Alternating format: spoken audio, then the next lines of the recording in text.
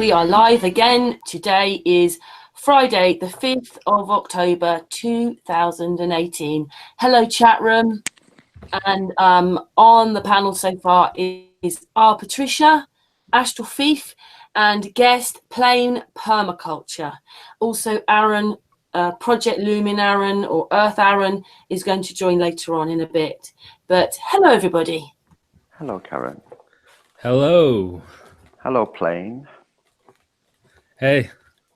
How's it going?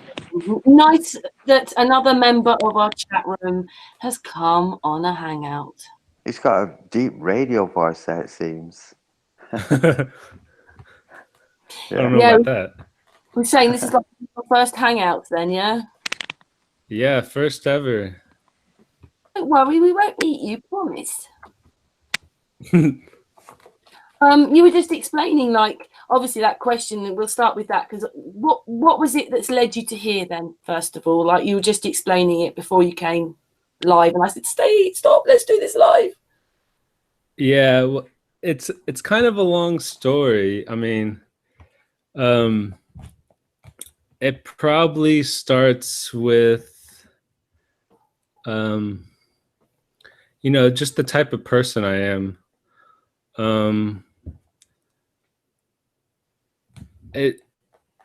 I'm one of those people that can kind of connect things or use my quote right brain, and I grew up in one of the larger cities in America, and you kind of get to know everybody's behavior, and you can kind of see the things that should be and shouldn't be. And I think I'm picking up immediately that you're quite a sensitive person, Plain. I mean, yeah, at times.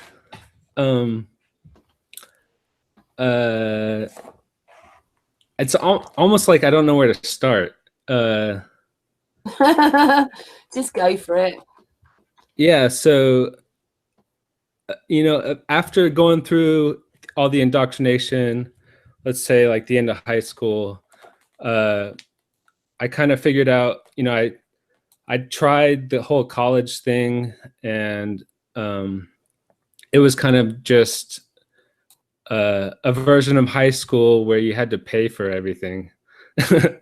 And they tell you what you want to learn, or give you a curriculum, and so I kind of went away from that, and then I started.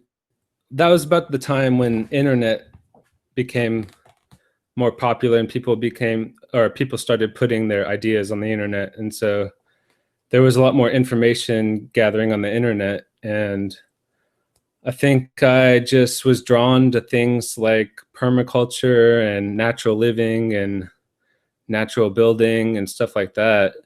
And then through looking for information, you start to fall into these rabbit holes, into these conspiracies, and all the corruption and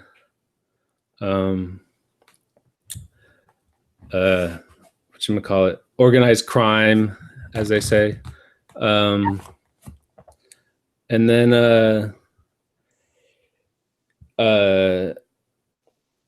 eventually, about 3 years ago, I was actually about to quit computers altogether and the internet and all that stuff, and just focus on living naturally and developing stuff on the land where I live. And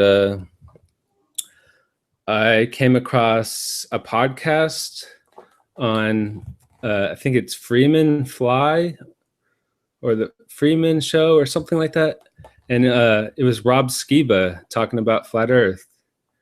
And so after that, I really dove into that, and flat Earth to me is really a return to Earth, and and a retreat from the being lost in space and all the stuff that comes with that, all the scarcity and all that stuff. And so I was hoping people would really, or people might, since it's such a Earth central subject, that people would start connecting things like permaculture, but I wasn't really seeing that. So that's why I started the YouTube channel, and I'm trying to bring awareness to not just where we live, but how we could live. And yeah, that's sort of where I am. Cool. So for people that don't know what that is, what is permaculture then? Okay, well, like I say in the chat, a really short summary would be an ethical design science based on nature, or you could say creation. But you could say it's a whole systems approach to designing for living and thriving in abundance, or kind of like a channeling of spirit through an alignment of heart, mind, and body, or what you can use with your body, which is like common skills, abilities, or common knowledge. It's like an open source, it's a living natural science. So instead of doing all these controlled sort of dead experiments, it's a way of thinking and connecting all the dots, basically. And like permaculture books, I would consider to be descriptions of what some may call like the book of life, or what we all might consider, like, I don't know, some might say like the Holy Spirit, or just life in general, just the Well, looking at your posts and stuff, you know, it's about consciousness, waking up. We can. It's very positive and sort of spiritual, yeah. Yeah, I try to balance. I mean, there's a lot of people that are exposing the negatives and the stuff with the corruption and the system, or the matrix, you might say. And there's a whole other positive side to the world that I think people are missing.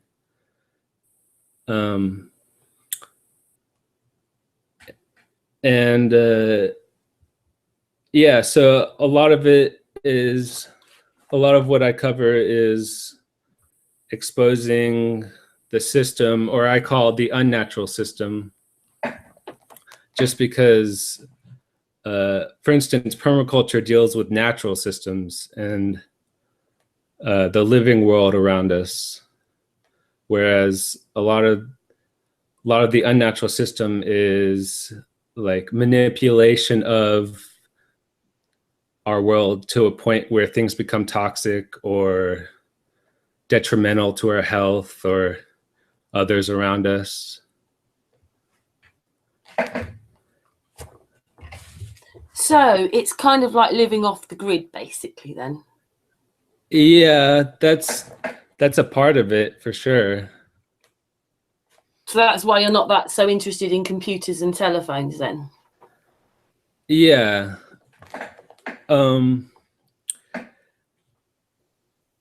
It's kind of hard putting it in words, especially because our language seems to be built around putting people in boxes or making people think a certain way.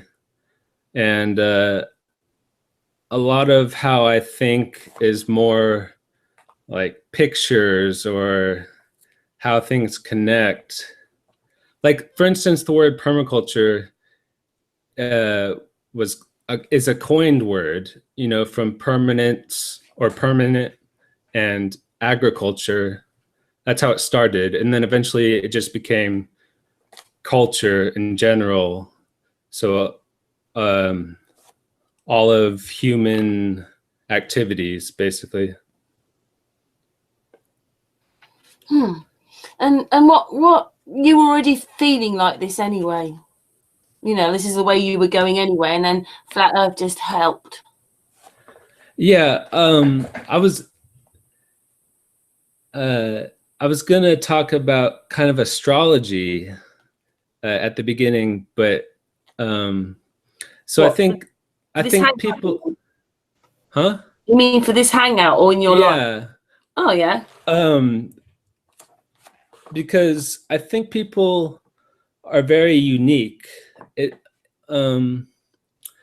And a lot of times people view everybody as kind of like just the same sort of robotic shell, and you get programmed with the environment around you and stuff. But I think that we're all very unique from the beginning. And I think there's obviously something to astrology and the energies that are imprinted on you throughout your whole life from conception, and how those energies interact with you throughout your life. It's probably a chicken or the egg sort of thing, a forward and a backward sort of connection with the world.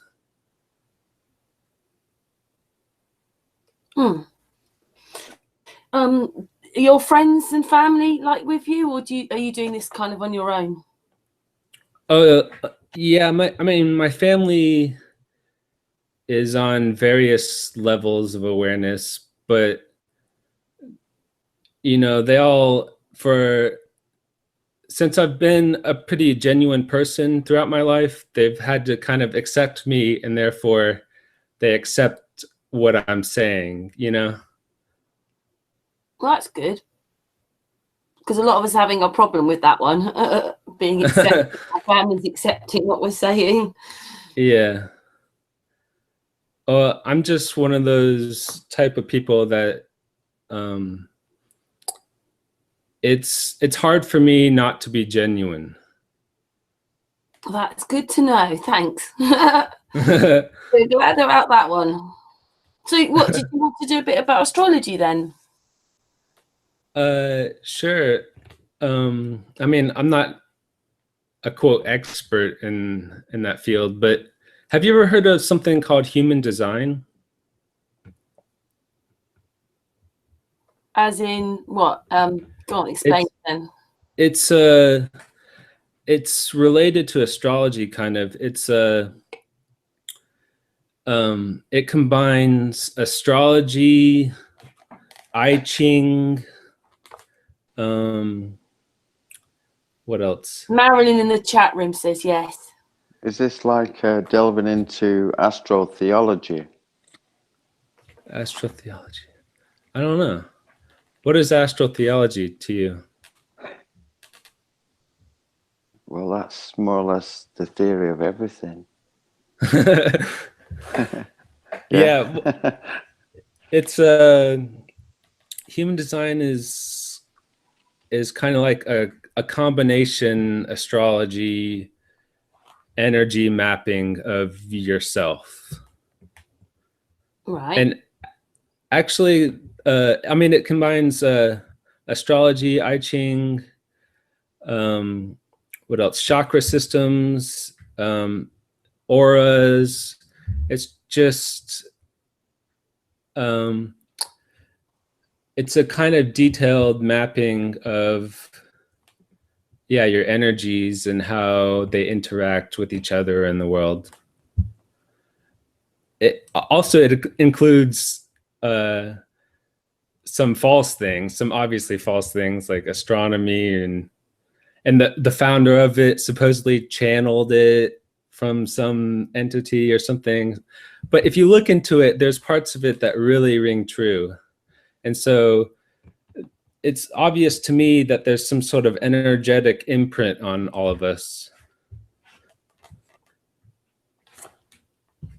So do you want to keep talking now? We're listening. What was it you'd like to explain about it a bit more? Well, I don't really know a whole lot. I just know that if you're genuine, if you're not very fake, you don't play a part, you don't play a character like society wants you to, it seems. Then if you look up if you go to one of the human design websites and you look up your birth date and time, I think you have to know the time, although sometimes it doesn't really matter the time. The time you were born. Yeah. It'll give you a certain chart. Well, because you need, like, in astrology, your rising sign. That starts your rising sign. It's called a natal star chart, or natal birth chart, I should say. Yeah. It combines a lot of different things. So it's a pretty unique system. I'm not totally into it. I just know that there's a lot of truth to it, because if I look up my chart, it seems pretty spot on, although you can never box someone into a chart or a reading. We're all more than that.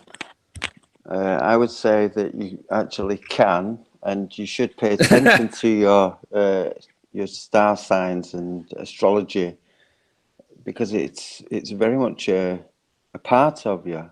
Seriously, it's connected to you. Well, yeah, like I said, there's a lot of truth to it, but I just feel we're more than any words or any charts or any drawings or anything like that. At that point, you're separating yourself from the whole into something singular or pieces of the whole. But it's probably both. Like I said, the chicken or the egg thing. Like, it's all connected. Right. And I sort of know what you mean, because I got really into astrology, but I also like the Vedic astrology as well. That's Indian, the ones with the dots on their head. India, not the red Indian or the native people. Those, it's India country. And in that, I'm a female snake. And then they break it down where they've got more astrology signs, and so there's 3 in a month. So the one before me is a male snake, then a female snake, then a female dog, and then it goes on. And when I look at that, even if I don't like what a lot of it says, it's me.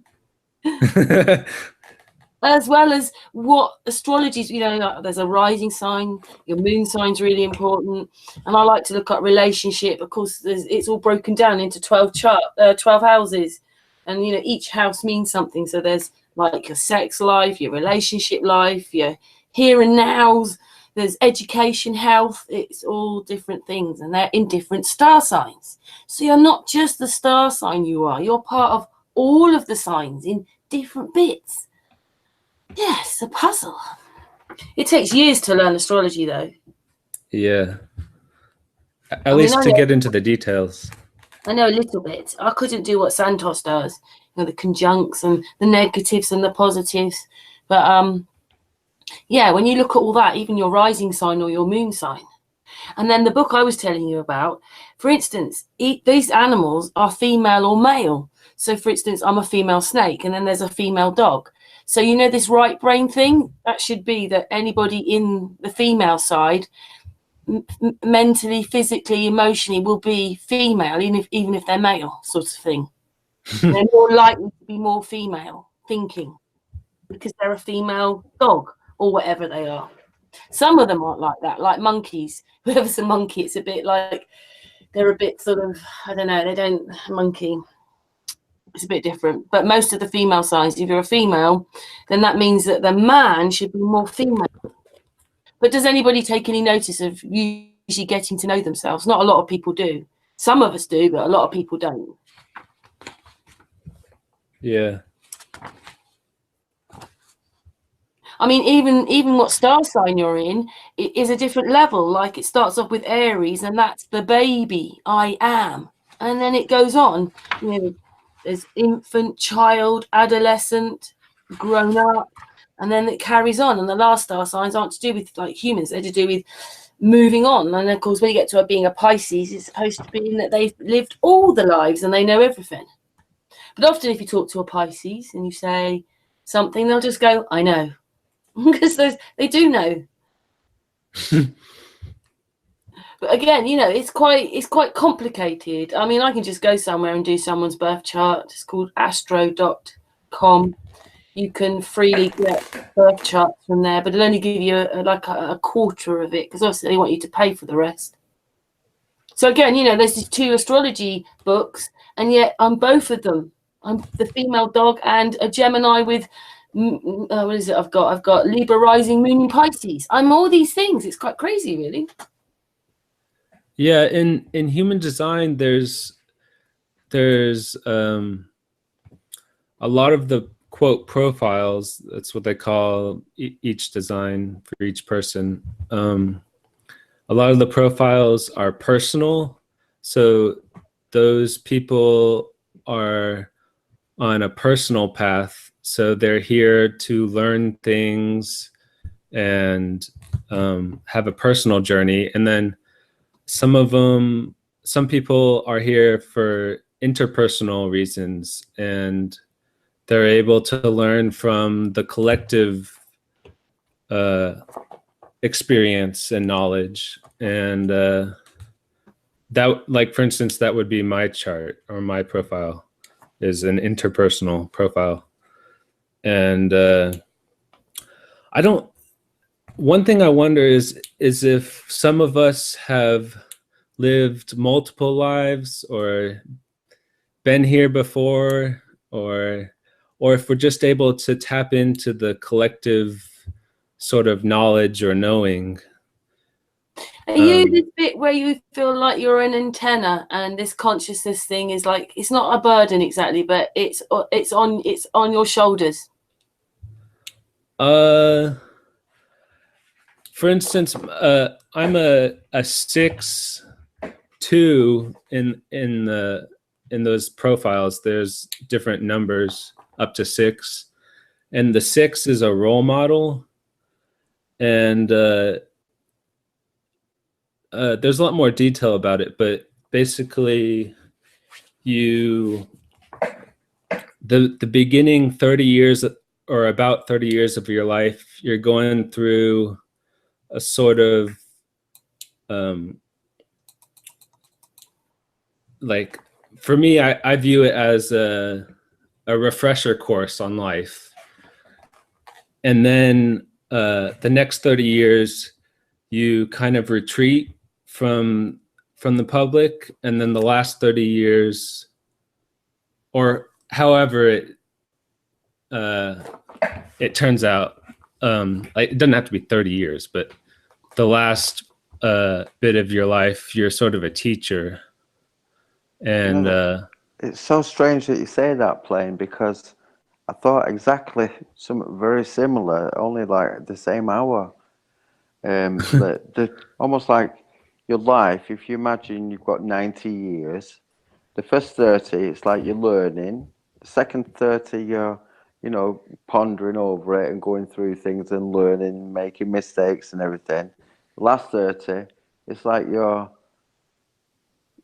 reflecting upon all of the things that you should have done and didn't do. And, you know, you reflect upon things, then you understand what life is about. It's about experiencing. It's about being here, experiencing. It's about being now. It's about being here and now. Yeah, that's all we have, isn't it? It's all we've ever had, here now. But we forget that, don't we, when we're running to the bus or whatever it is, running to work, or we're caught in all that and bills and whatever. And you've got to remember always we're here now.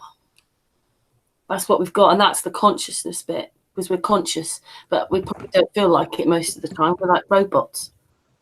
Yeah, I always think about it, if you would just view everybody's behavior and lifestyle without money, not just without the money system we have, but just without the transaction of money or even trading. If you just, would you go to your job and do what you do every day if there wasn't money involved, or if there wasn't, would you be driven to do the things you do and live the way you do?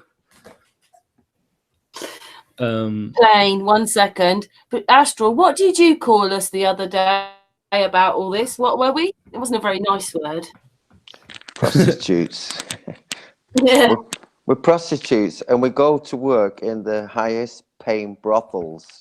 That's our jobs, and that's what we do. We get the best wages because we've educated ourselves, at school, to do whatever it is we're going to do. And at the end of the day, it's a simple job. It's like red button, stop. Green button is the start. It's bloody simple, regardless of what you do. I'm a carpenter, but it's the same shit. Red button, green button, red button, green button, or vice versa, whatever, it's the same shit, man. You just learn something and you repeat it. You've learned something and you repeat it.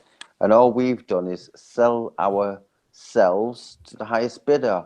Who's going to give me the biggest wages? So, which, brothel, if you're working in an office building or whatever, that's your brothel. You're a prostitute, you're going in your brothel. Because at the end of the week, the end of the month, you get your pay. There you go. That's what you're worth. That is all you're worth. When we look at it for what it is, people ought to then realize, we're not really worth much in the eyes of society. Yeah, I'm yielding the floor. Same sort of thing what you were saying, just put in different words. Yeah. So,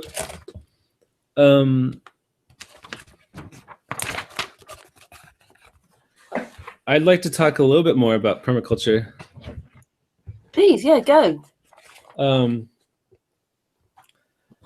Yeah, so being an ethical design science, well,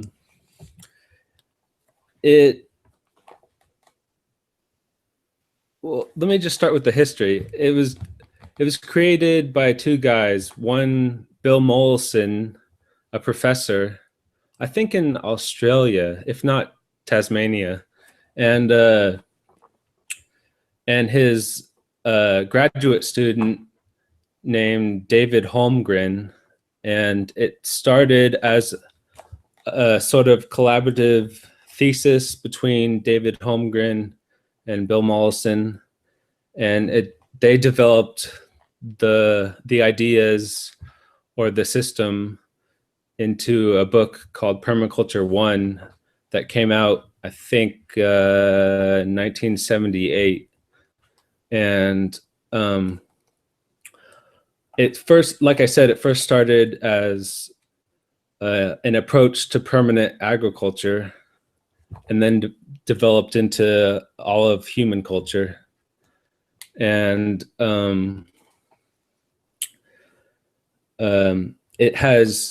there's three ethics that everything's based off.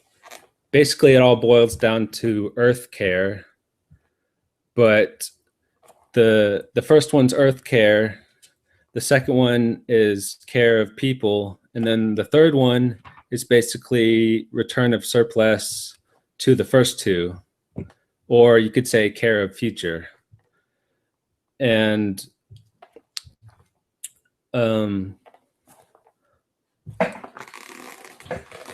let's see.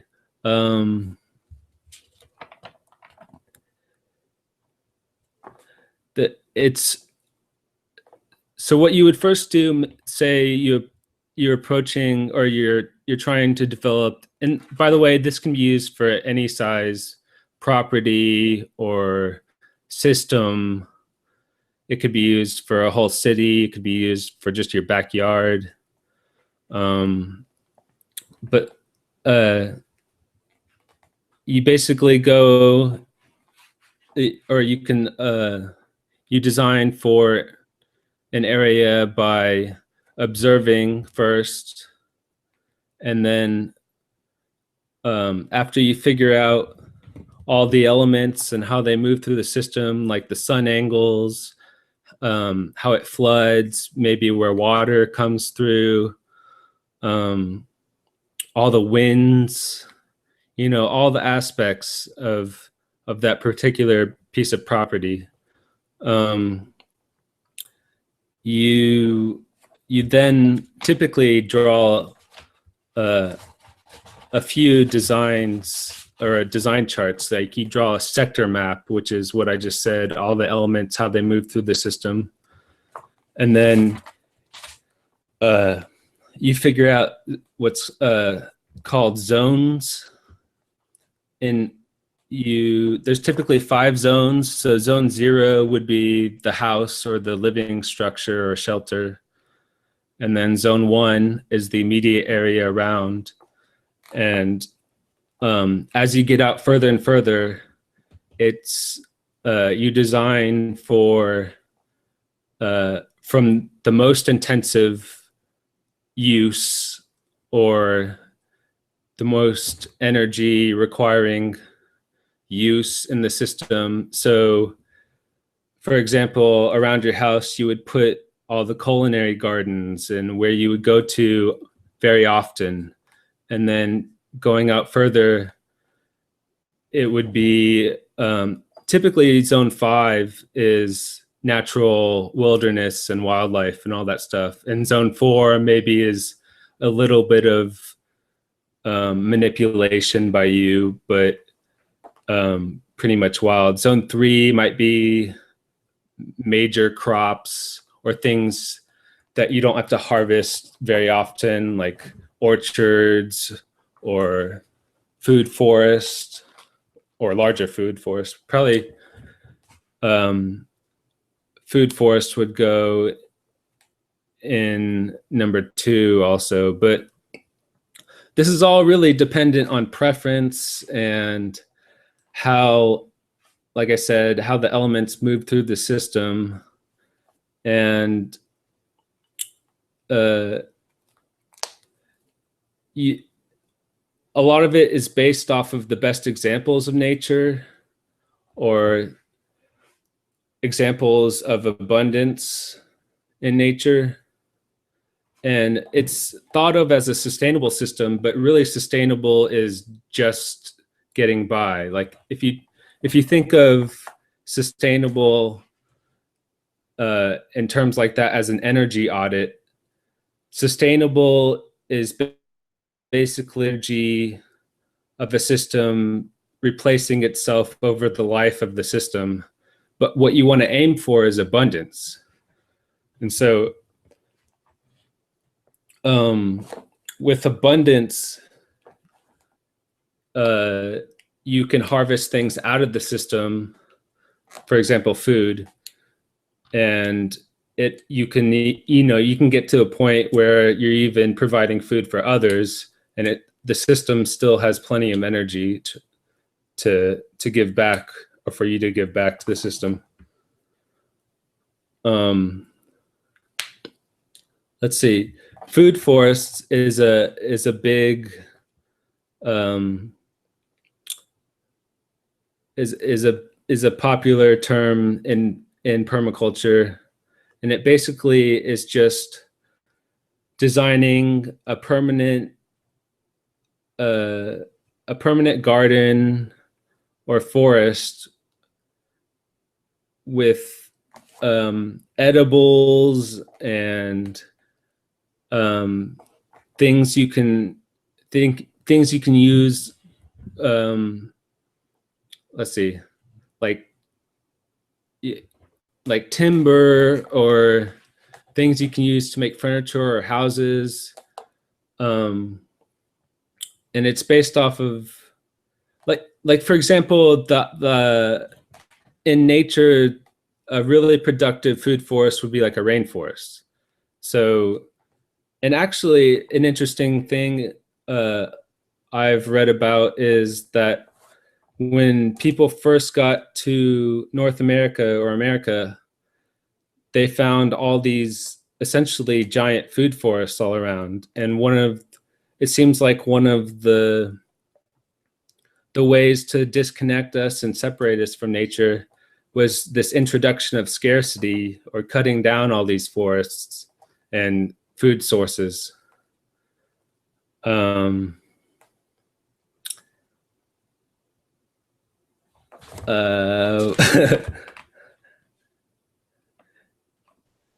see what else. It's okay.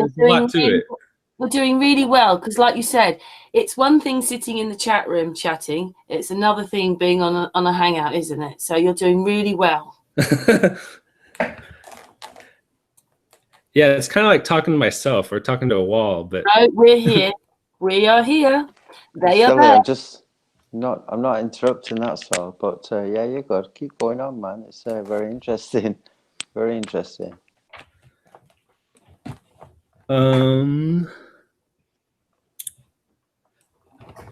Do you have any experience with natural building? What do you mean by that? Like mud? Sure, it could be. Yeah, like have hay you heard bales of cob? Hay bales, and I've seen buildings made out of old car tires and tin cans, believe it or not. Seriously, and mud. Yeah. Yeah, I think they call those earth ships. The car tire centric ones. Yeah, like permaculture would also include the efficient building of your home. So you would want to look into things like natural building or earth building, and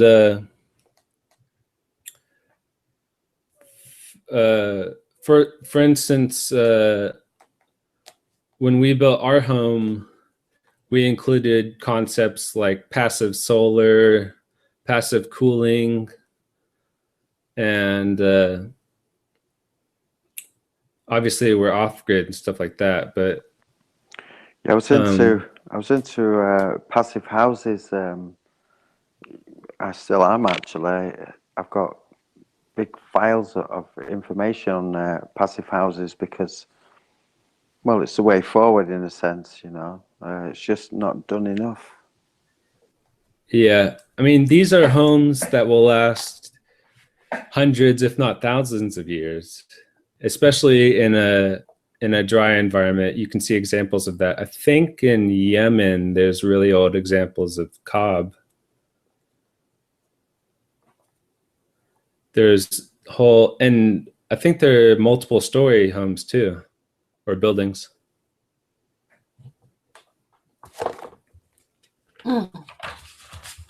Thousands of years. Well, what we're told is thousands of years, so maybe it's hundreds. I don't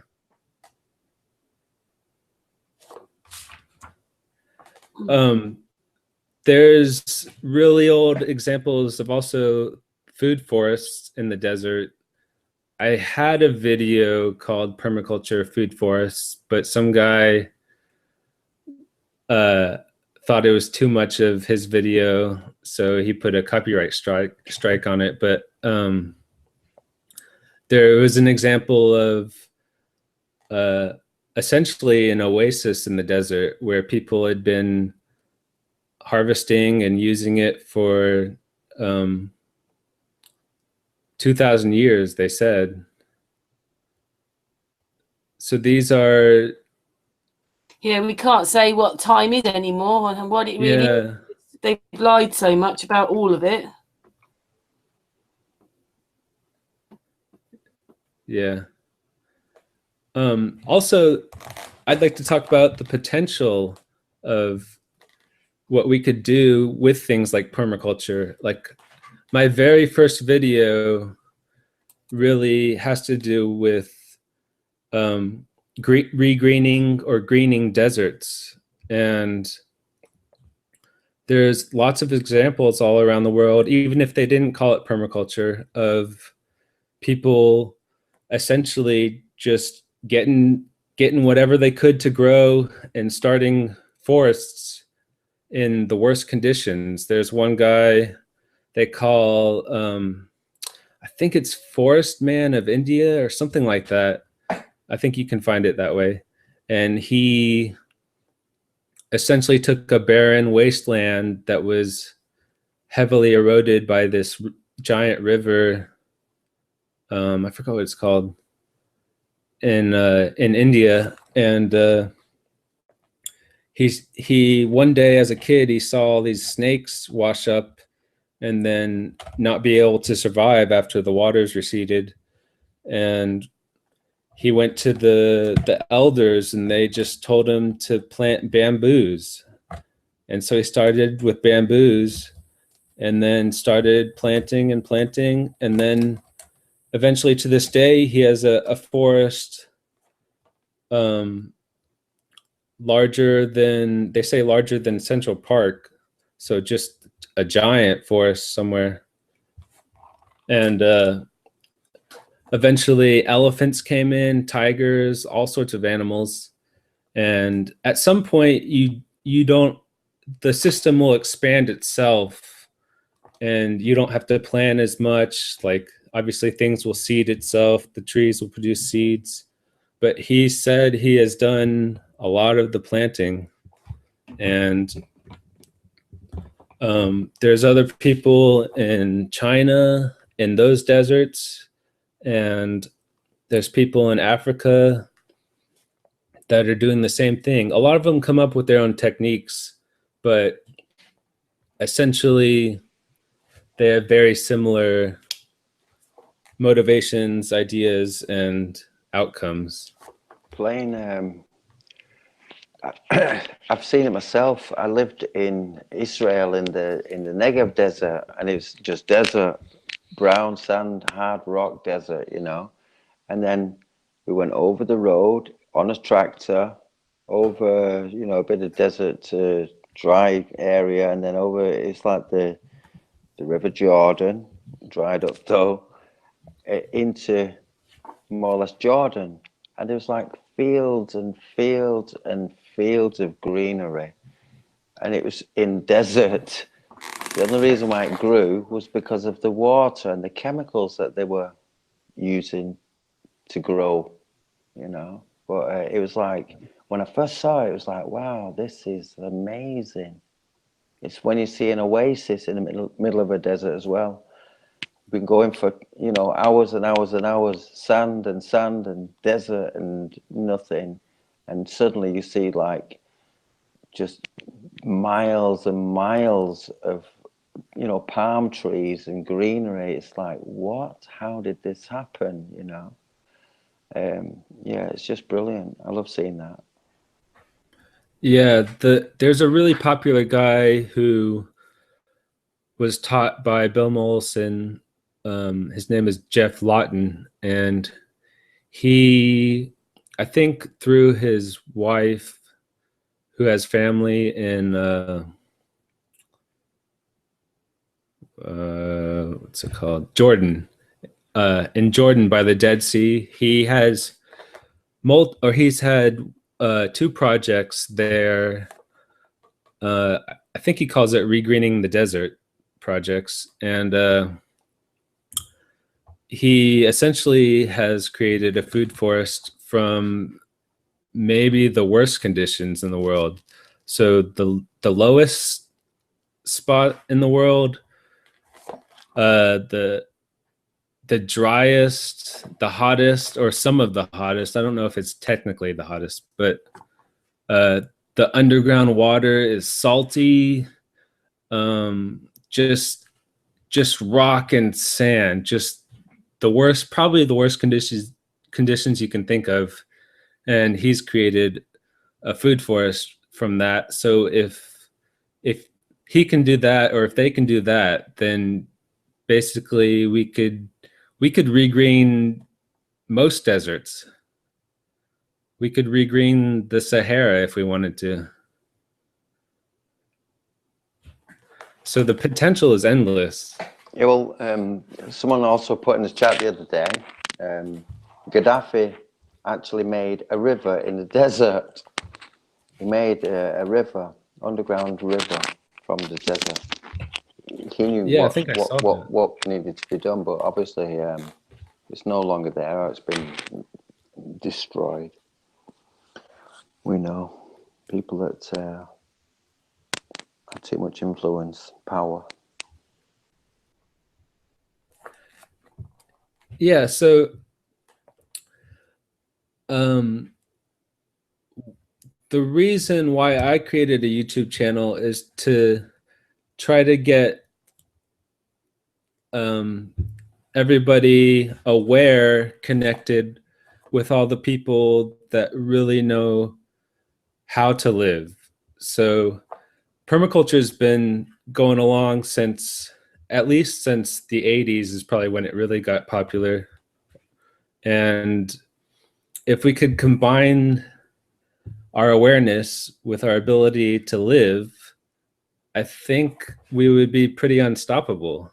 I mean, as I like to say, the preventative is the cure, and the solutions are essentially, they have to, if we're going to be able to how should I say it?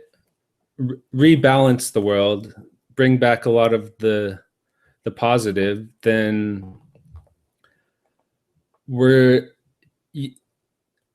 how do I say it? We're going. The answers have to be simple enough for it to be possible. So the solutions are more than likely very simple and probably timeless. Probably the things that have always been in front of us and are right there in front of us are the things that we need to be doing. And if we could get a lot more of this this awareness to become action, then I think we have a really good chance at rebalancing the world and turning things around. We definitely need things to be balanced and turned around, don't we? Sure seems like it. It's like we're here, but everything's wrong. Yeah.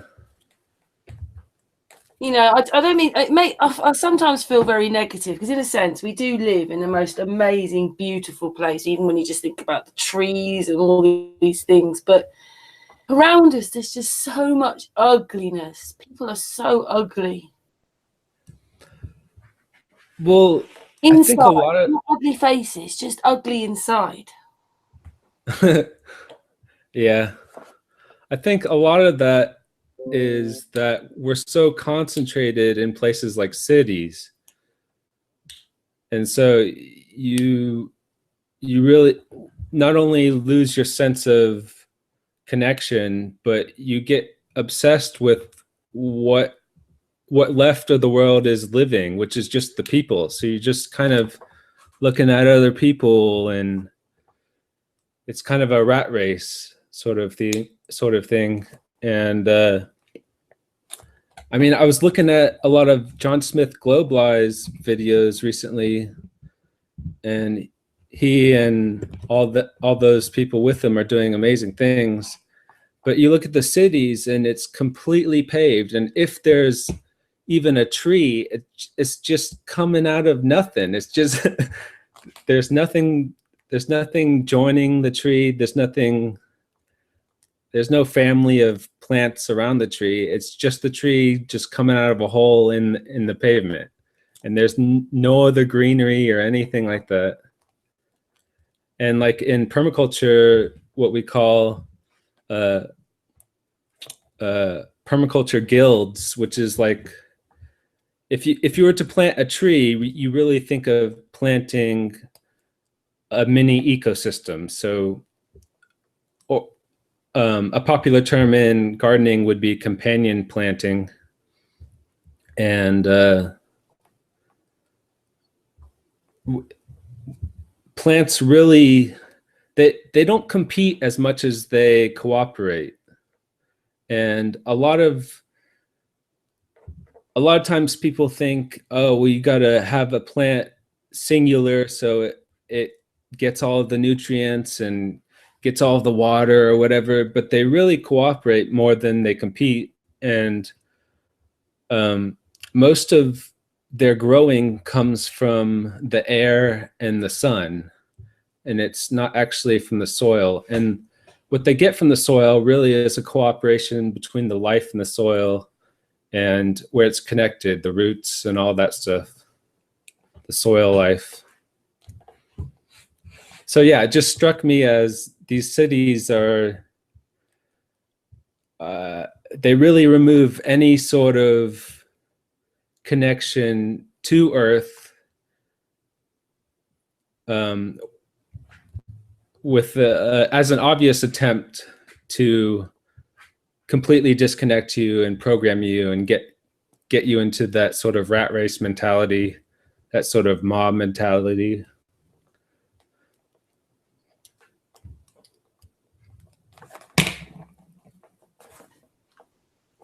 Sorry, I couldn't get my button.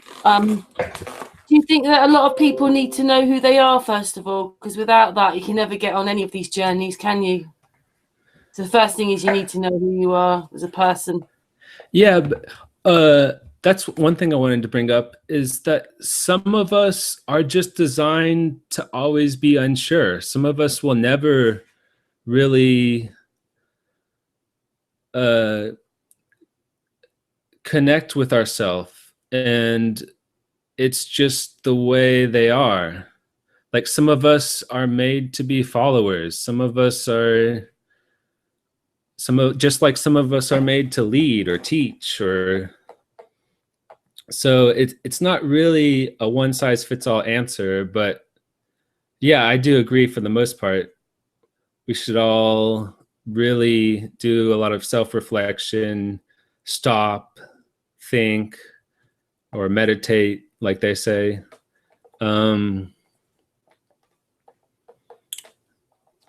Yeah.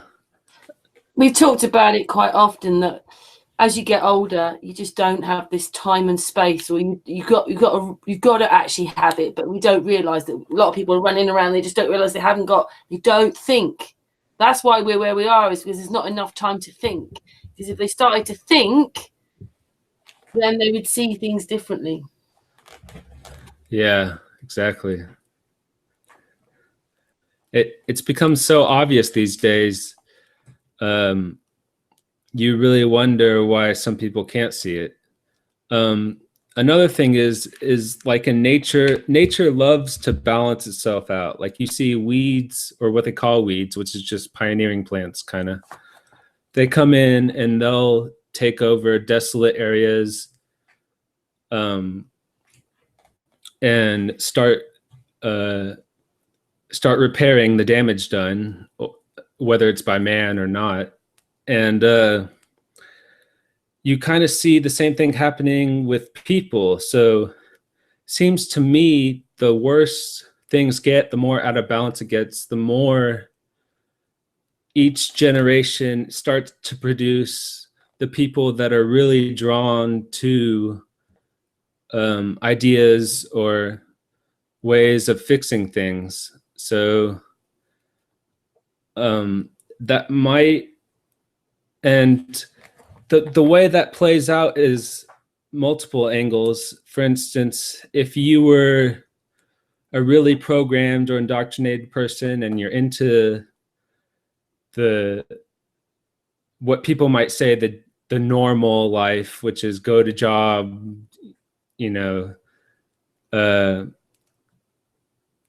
all the conventional normal stuff, then you might see a lot of the newer generations as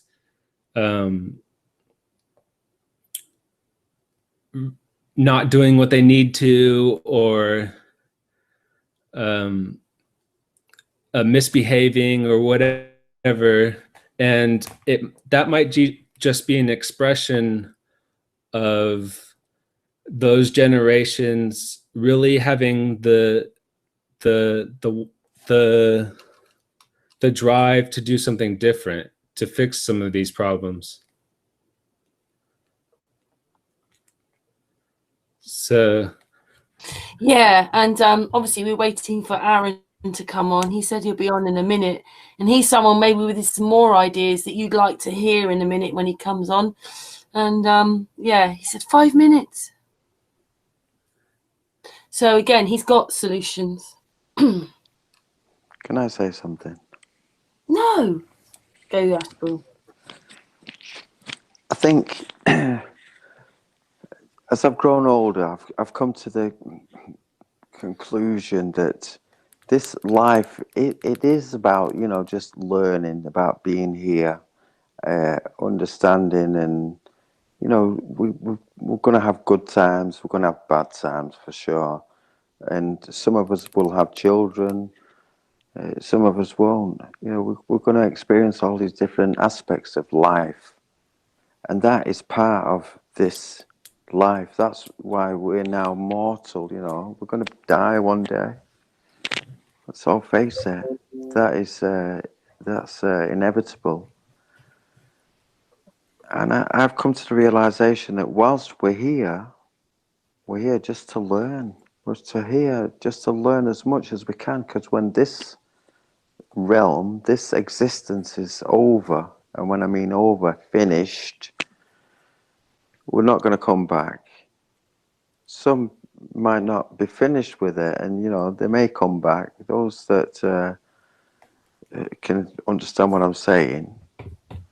But when we're finished here, we're finished, and then we're going on to a different plane. We're never going to experience, you know, pain again, or anger, or, you know, envy, or greed, or, you know, all these 7 deadly sins, you know. We won't feel that again. And I think that's why we're here now. We're here as mortals to feel that, and then we're going to ascend into a higher, you know, dimension, because this is only the beginning, kind of thing, you know. I yield the floor, Karen. That's all right, Astro. You can talk a bit more. that's the big mystery, isn't it?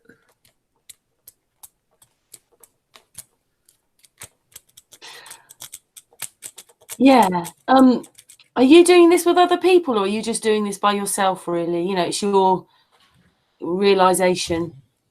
As far as like permaculture and just natural living and stuff, it's right now I'm doing it with family. You know, I try to get friends involved, but, you know, you can't push people to do stuff, and they have their own lives. So, and right now we're kind of separated by distance. So you know, hopefully at some point, what I need to do is take a while and get things really developed and have something obvious, so I can bring people and show them rather than just tell them. Because if you just tell people, they may or may not get it, but if you show them, it's in their face. It's really obvious. But a lot of people, they don't listen or want to know, do they? Yeah, they're you know, they're on their own path. I can't force them to do anything, nor do I A little want bit to. more like that, weren't we? Because I don't know about where you are in America, but, you know, my grandparents, they grew things. They grew vegetables. They grew their own. Which people keep messaging me on Facebook, sorry. They grew things, which we don't now. Even me, it's all wrapped in plastic, and I go and buy it from the supermarket. Yeah.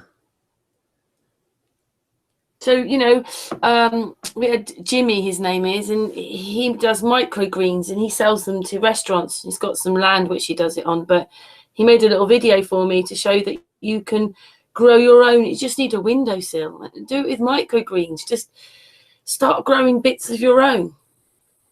Yeah, and an easier thing than microgreens would be the step before that, which is sprouts. So you literally just sprout the seed and then eat the sprouts. Microgreens is probably the next step. They're both really easy, but yeah, you can basically do that anywhere. There's tons of ideas for even balconies or windowsills. Yeah, I mean, any little bit helps.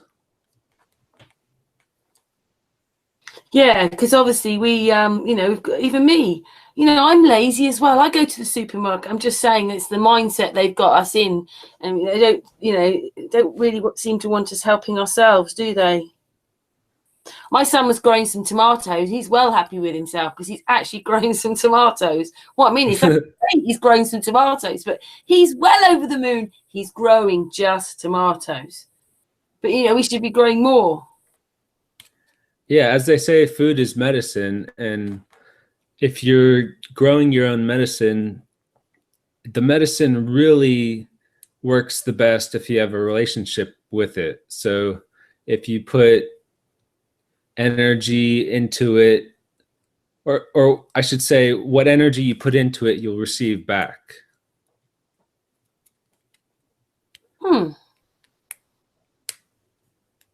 Yeah, it's having a slightly different mindset, isn't it, about things? Yeah. We're very narcissistic and egotistical where it is right now. So I'm saying the shift is off. When you really wake up, you realise it's so ugly, including most of our friends and family. Yeah, well, some of it's perspective. I mean, there's lots of negative things, but I mean, I can see the good. Like I can see the good even in the quote zombies. It's somewhere deep inside of them, and they, you know, it's just waiting to be awoken, like they say. What made you want to go this way then? Honestly, I don't really know. It's just like I said, maybe it's either a consideration of things through the collective consciousness, or maybe I've already been here and so I kind of just know where to go from here or what to do, or I don't know exactly how it all works. Yeah, it's a bit like trying to get to the end of the rainbow, isn't it? There's never an ending. I think a lot of people have realised that, even researching or looking into flat Earth. When you think, I've got nowhere and I know nothing much. We still don't even know what the sun and the moon really are. And you can't just say, yeah, like specifically the stars start this high up, even though they are not that far away at all.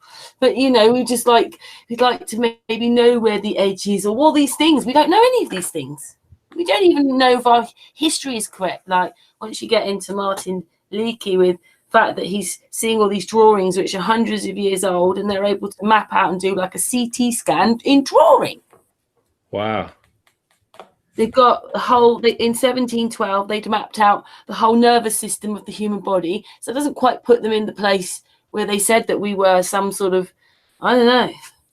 And, you know, like he's proved in old photographs, etchings and things, they're actually still showing the things we still have in the road, which are those, you know, the wires with the electric and telephone on them.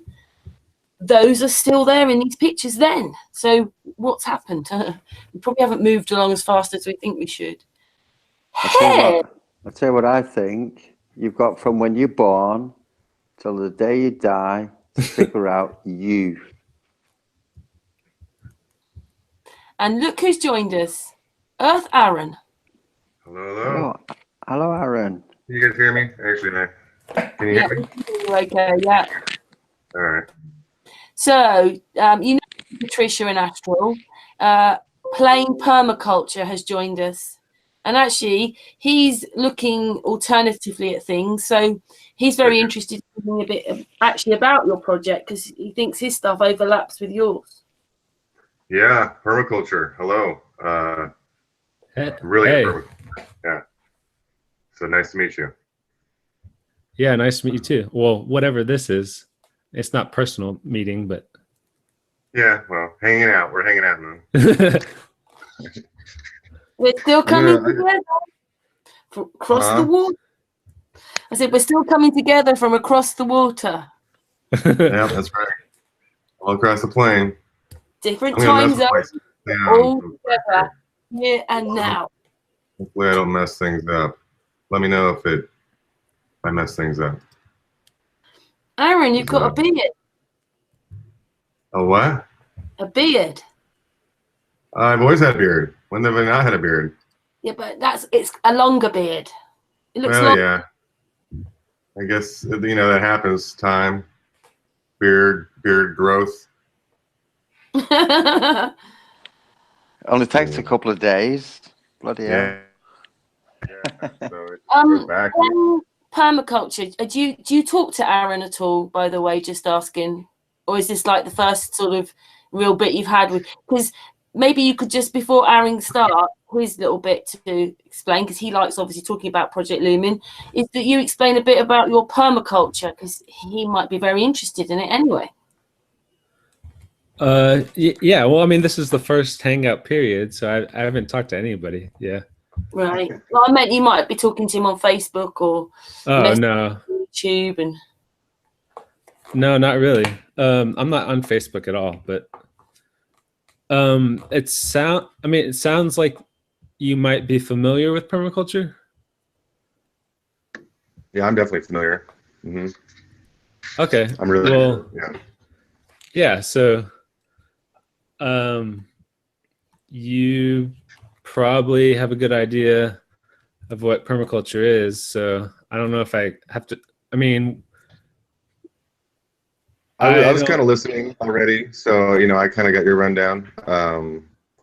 And I mean, I guess I missed so what exactly are you doing in the world, on the world? Well, for me, it's just kind of tying my own shoes before I start running, sort of deal. Putting on my own oxygen mask, taking care of my own stuff before I really start pushing it and showing people examples. But I mean, I'm a certified designer. I haven't really done that many projects, but I do recognize the potential of at least that way of thinking. I don't have to formally, or I don't push formally calling things permaculture. It doesn't have to be called permaculture, but just the sustainable or beyond sustainable approach to creating systems for for the world, or for taking care of Earth and the people and everything in it. Mm-hmm. Very good.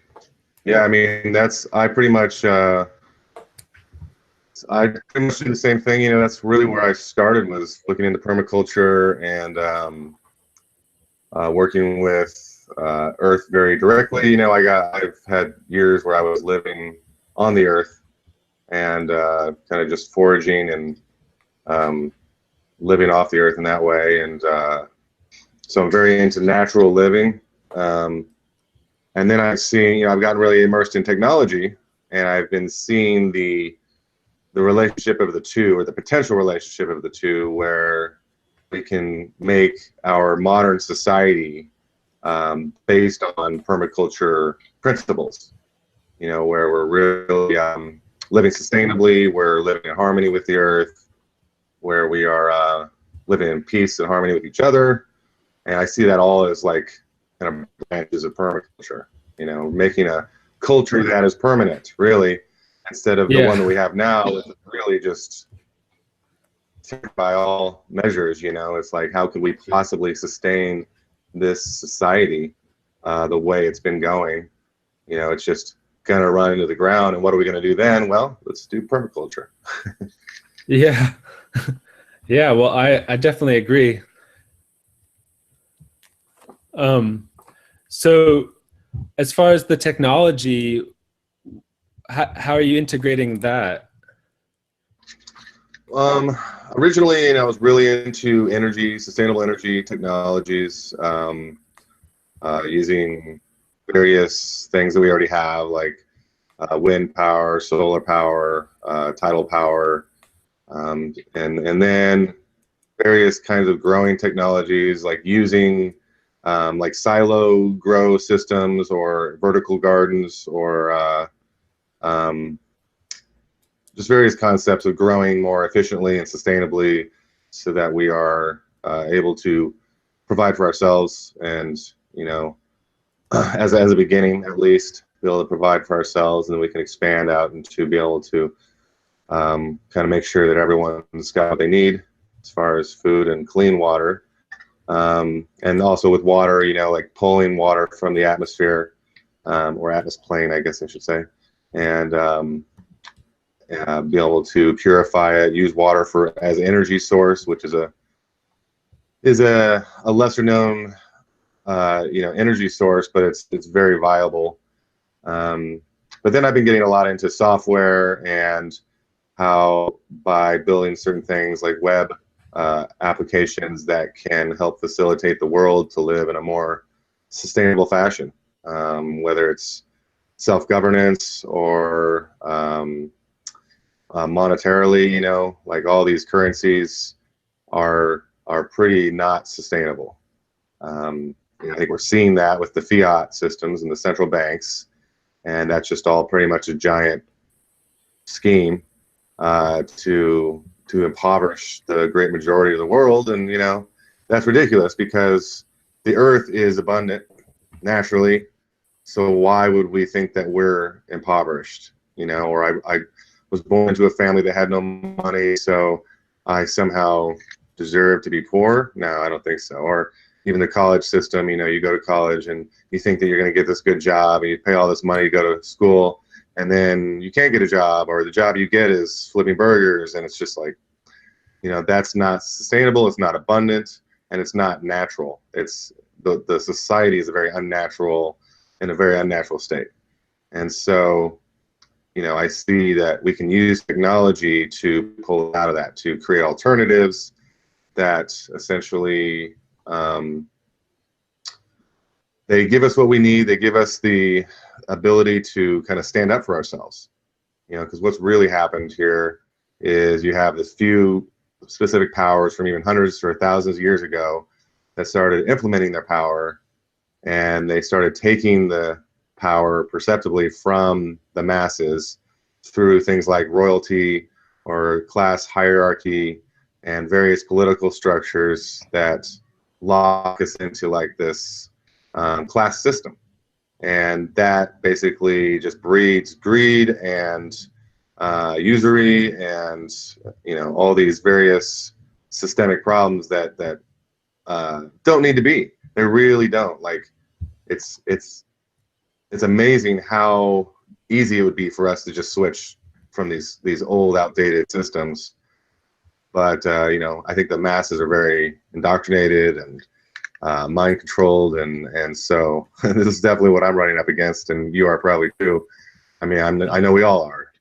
It's just it's like, you'd think people would want to wake up. You'd think that people would want a better world, but from experience, it seems that we're the outcasts because we want a better world, and really people just they're comfortable with their enslavement. It's like the what's the name of that? The disease where you're like, you fall in love, or you become comfortable with your captors. Stockholm syndrome. Stockholm syndrome. Yeah, that's what it is. Yeah, Stockholm syndrome. Exactly. And I think the world is just a giant Stockholm syndrome right now, and they think that we need to have kings and queens and presidents and these various centralized governing systems that, you know, really don't serve the masses. They don't serve the public. They just tend to serve the elite, and that's it. And, you know, somehow we've been convinced that this is the way it is. We have no choice. We have no power, and we just have to accept it. And that's really the only recourse, is just to accept the way things are. And I don't. Personally, I do not accept that, and that's why I do what I do.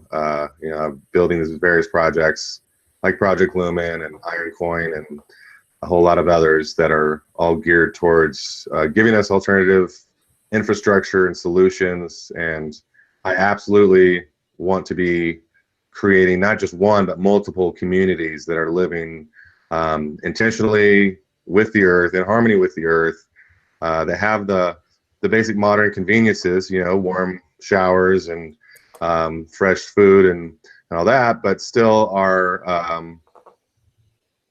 you know, living in harmony with the earth. I think it's very doable, and that's my aim. You know, I'd like to live in one personally. I have lived in intentional communities throughout my life, and I've seen that just the challenge is a lot of times it's just a little bubble, you know. People want to live off the grid and have their bubble, and that's fine, and it's definitely a better life. I will admit that wholeheartedly, and so I recommend it to everyone to do that. At the same time, I was in those positions, and I realized, you know, how is this really changing the world? You have so many that are still impoverished and, you know, dying of hunger, and there's a lot of crimes against humanity being committed that aren't being addressed. You know, and the whole flat earth thing, I mean, that's monumental, really, in that regard, and just shows how entrapped and indoctrinated we've become, and that, you know, something needs to be done. People need to stand up to these bullies and these charlatans that have been parading around acting like they own the place, quite literally, or they own us, even worse. Yeah. Yeah. So you want to make things more reachable to the average person, or be able to influence that sort of larger crowd, probably.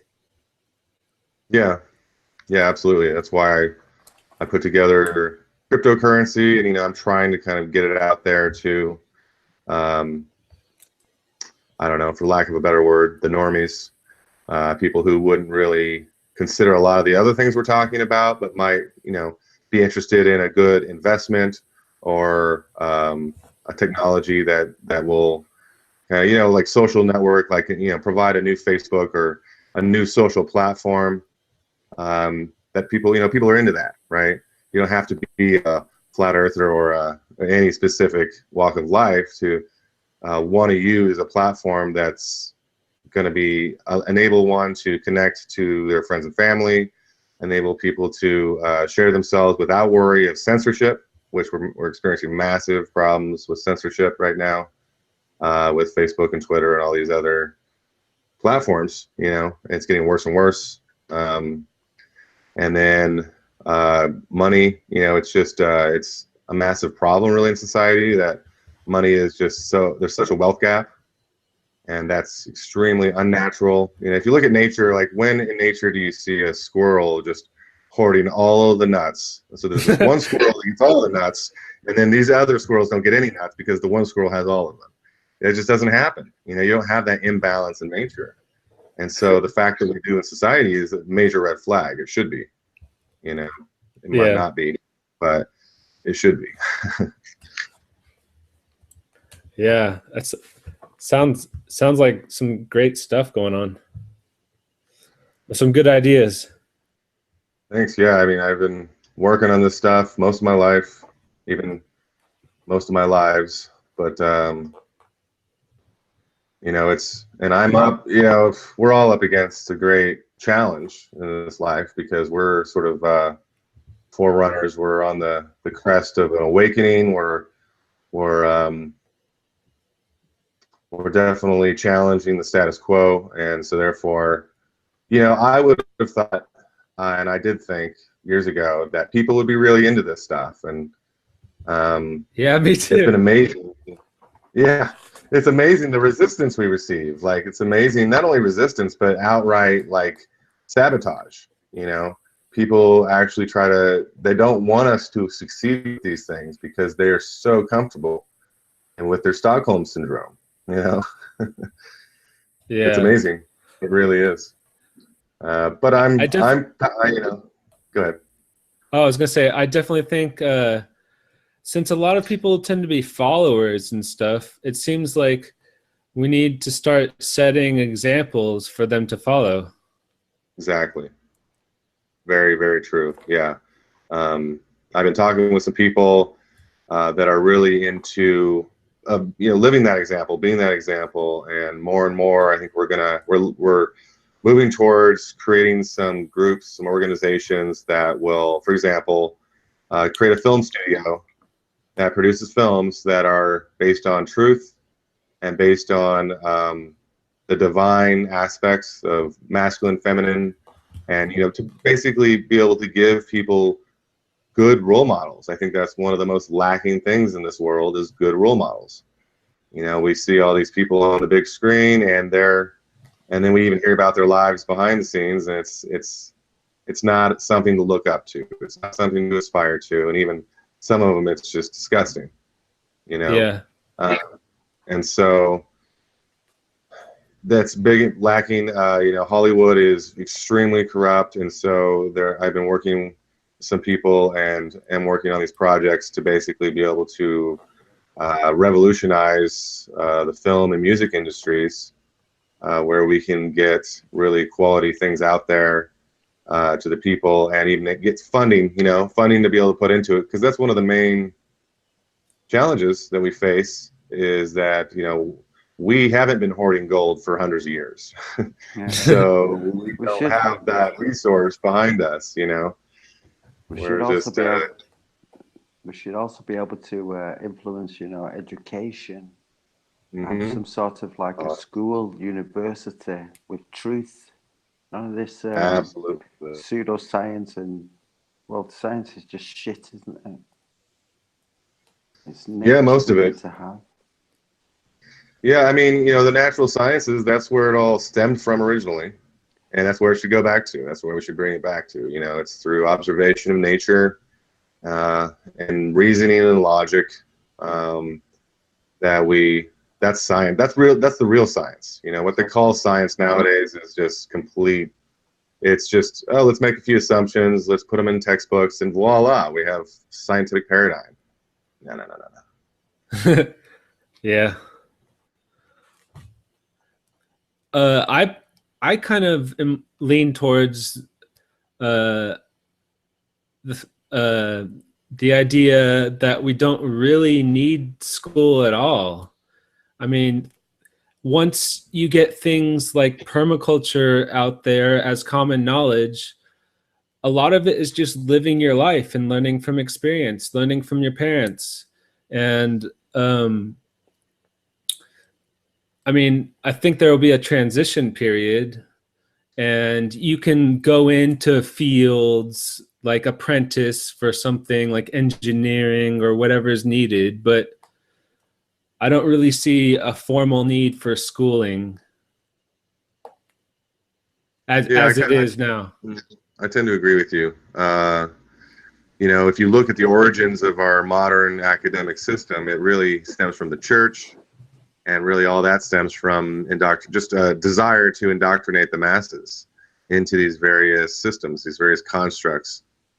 You know, if we were to just allow the children to learn naturally, enable the children, encourage the children to teach each other, and then the parents, of course, are very involved in that learning and growing process. I mean, that's really what it comes down to. It's not about a formal school system or these, you know, credentials that everyone's trying to achieve. It's about learning and growing. And if we emphasize that, then that becomes just our way of life, which, you know, I think a lot of us kind of have gotten there through our own accord, where it's just that, you know, we've learned that, well, I desire wisdom, I desire to be able to see things from greater perspectives, and I desire that, you know, my previous belief systems are challenged so that I can grow into newer and greater systems of belief or even knowing. And that's all very natural. You know, if you look at the Native Americans or just any indigenous peoples, that's how they were. You know, they would have the elders who were the most wise, and they'd be imparting their wisdom upon the youth. But then the whole system is really about, you know, you go as a boy, you would go through your hunting rites of passage, and you know, that was more about developing a relationship with the deer, for example, and nature directly. You know, you're living in nature and learning from nature. I mean, nature's the best teacher, easily. You know, if you just put kids out in nature, you know, that's their schoolroom right there. You know, they don't need these textbooks and stuff. I mean, the textbooks are all wrong anyway. You know, we need to do away with them and kind of start over. So yeah, I definitely agree. A giant flat textbook to work with here. Yeah, but the ridiculous thing is this, that we have been talking about this for years now, that, you know, school is wrong. They're indoctrinating our children. I have children. They go to school and they're just learning things that don't hold up in reality. They're just learning lies, you know, and that's I can't get over it, you know, it's not good. But yet they continue to do it. Yeah, once you're done with all that, you have to essentially unlearn most of it to get back to zero, to get back to square one. Yeah, exactly. Yeah, how much time have we spent unlearning what we did learn? We spent, you know, I spent 12 years in school, and I don't know, it's been 20 plus years of unlearning all that. And I was, you know, I think that was one of my saving graces, actually. I was very resistant to school since the very beginning of school, kindergarten. I remember being very opposed. I felt like it was prison. And turns out I was right. But, you know, and so I think because of that, I never really applied myself in school. I applied myself outside of school. Like, I was very into learning, but not necessarily what they were trying to teach me. And I was very into like developing skills with like music and science, but not necessarily what you know, was being pushed on me. And because of that, I maintained a certain independence of mind.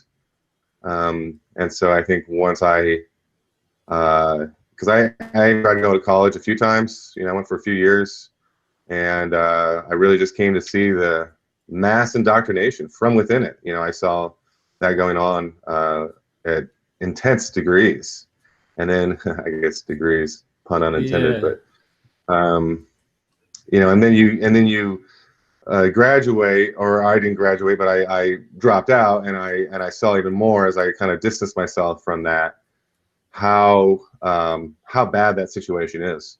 How, like, you know, if you go through and you do graduate, now you've got that attachment that, oh, well, I don't want that to be for naught, so let's just go ahead and assume and hope and pray that that school, that educational system that I'm in $100,000 debt for, was worth it. Because otherwise, you know, what's the point? And what's the point even going on? I mean, I think a lot of people are going to have a hard time as a lot of this stuff comes out and is coming out. You know, they're going to really struggle with that kind of stuff, where they, you know, they've invested their whole lives into these lies unknowingly. And so I think a lot of our job is to kind of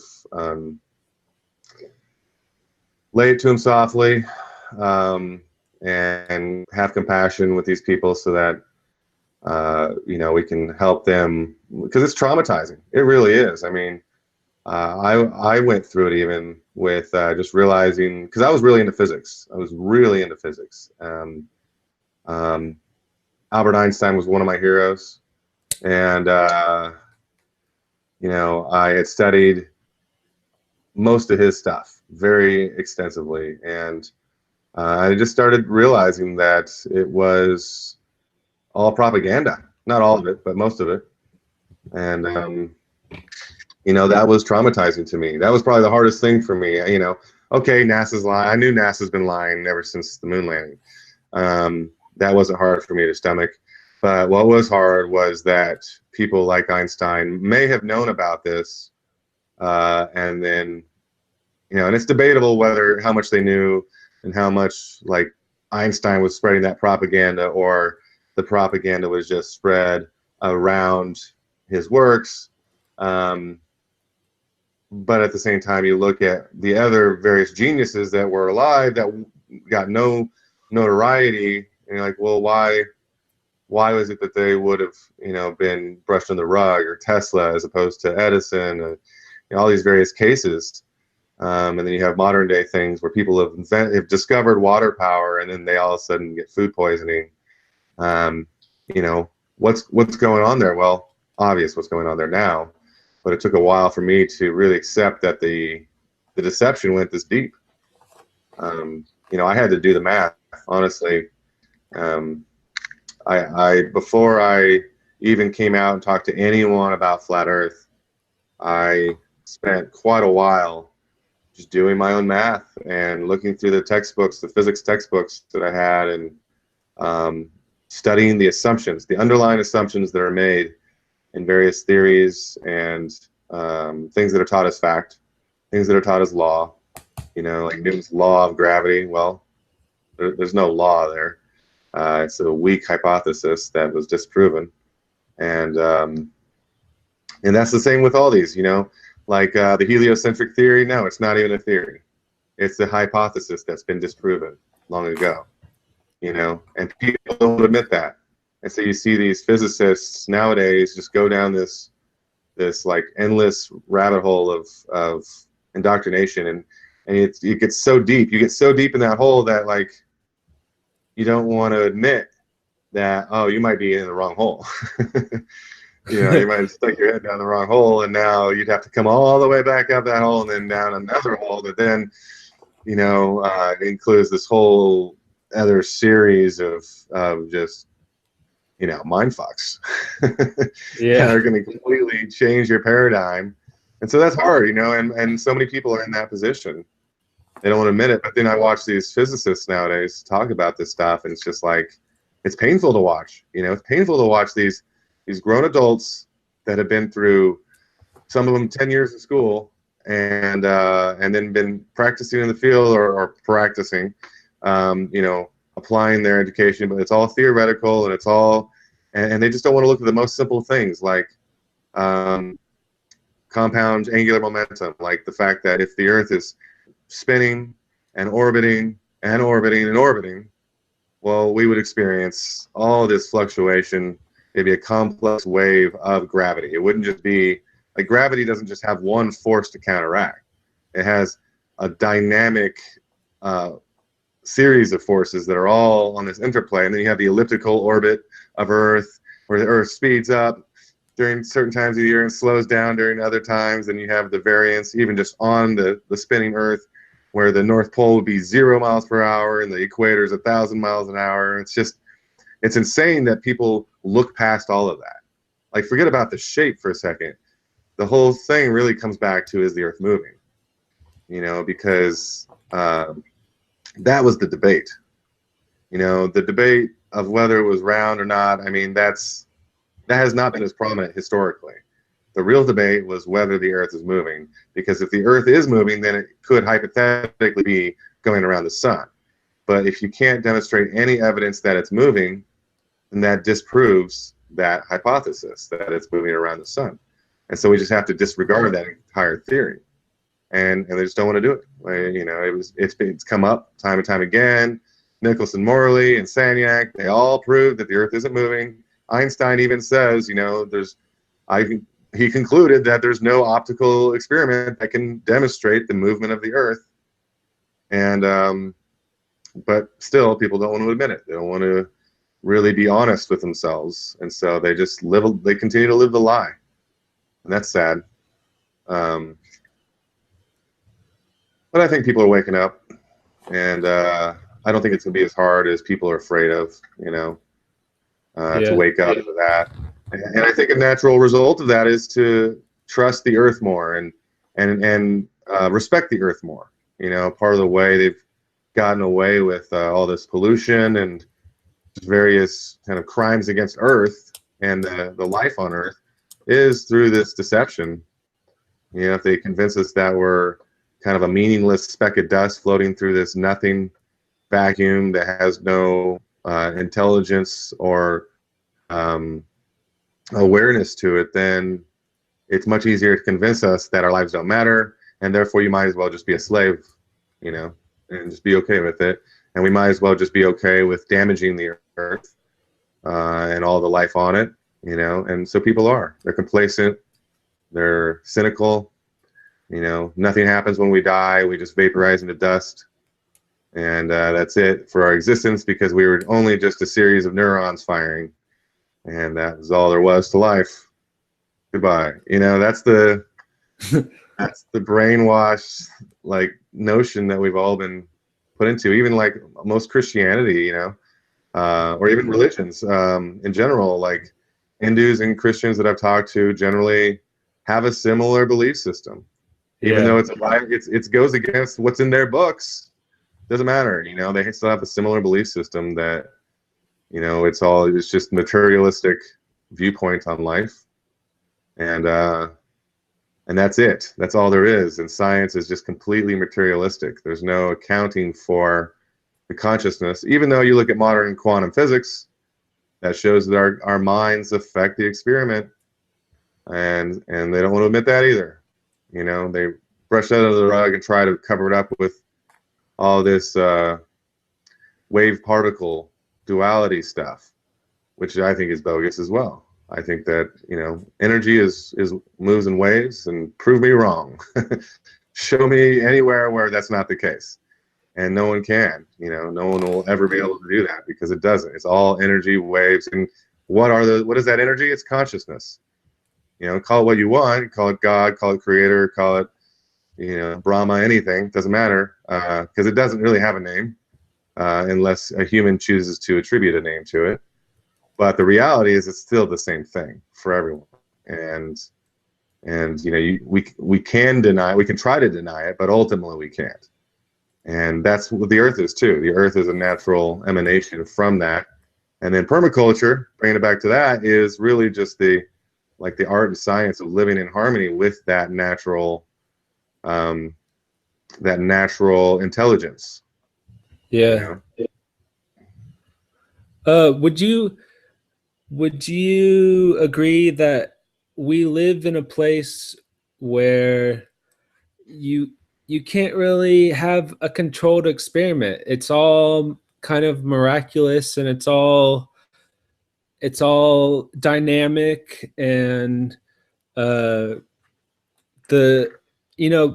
hear people talking about how the scientific method is the best thing we have, but I kind of think everything's anecdotal and everything is sort of unique, and so there is no real perfect controlled experiment, and it's all kind of subjective, a subjective viewpoint of the objective, kind of. Yeah. Like you were saying with the quantum mechanics, sort of. Yeah, I see what you're saying, and I agree. Yeah, I actually kind of take that all the way. I would say that our reality is an emanation from ourselves. So everything we experience is our creation. Now that's sort of like, well, and then there's the dichotomy, which is that we also have a collective shared reality. And so we are each creating our reality, but then we are also creating we're creating our collective reality. And, yeah. You know, and so therefore, like, if you're going to conduct an experiment, then you're going to generally see the results that you intend to see. If you have a bias, which most scientists do, let's be honest. Yeah. You know, they see what they want to see. And that's very known and true. Like, you know, good scientists will admit that. But at the same time, then, and I think you can conduct experiments that give you results, and you can collect that data, and you can get closer and closer to the truth, but you can never really 100% identify I don't believe that a human can determine a law. Like, we can't say that this is a law, even though it might happen every single time we observe. Well, there's still the possibility it won't. There's always the possibility the sun won't rise. But, we tend to think of it as a law, like, oh, the sun will be back tomorrow every single time. And so far, so good, right? Yeah. But there's still the possibility that it might not. And that is the sort of the magical nature of reality.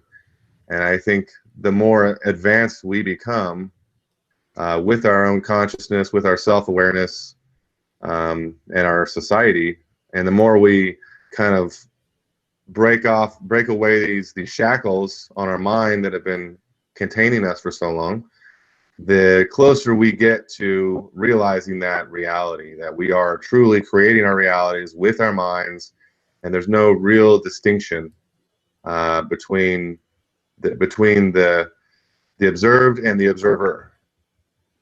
Yeah. And that's just a perceived thing, because that was the fall into ignorance.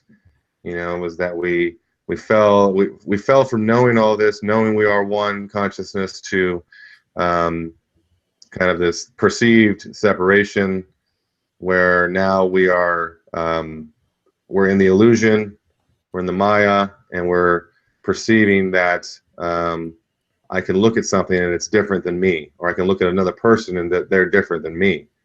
And that's not really the truth. That's just the perceived state. And the only reason we're perceiving it that way is because of thousands of years of indoctrination. Because this was the result of a massive plan to kind of like, separate ourselves from each other, from our true nature, see how far we could get, and still come back. That's what I believe, actually. And so essentially, if we didn't make it back, then we would reset, which that might be the explanation for the floods that have happened in the past. But I feel very strongly that we are not going to get the flood this time. Instead, we are waking up, and we're choosing to wake up ultimately to our unity, which will mean that we will return to the earth. My concern, however, these days is that there's kind of like, everything's a double-edged sword, and technology especially. And you have the proper use of technology, you have the improper use of technology. And, the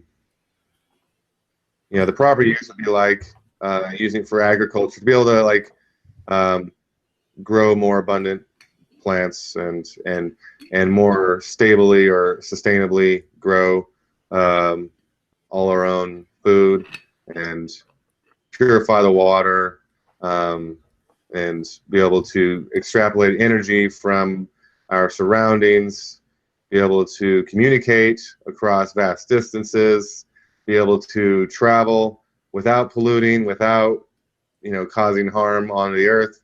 That would be all proper use of technology. And that's very potential. We have that ability right now. But what we see is a very improper use of technology happening, being encouraged, being promoted.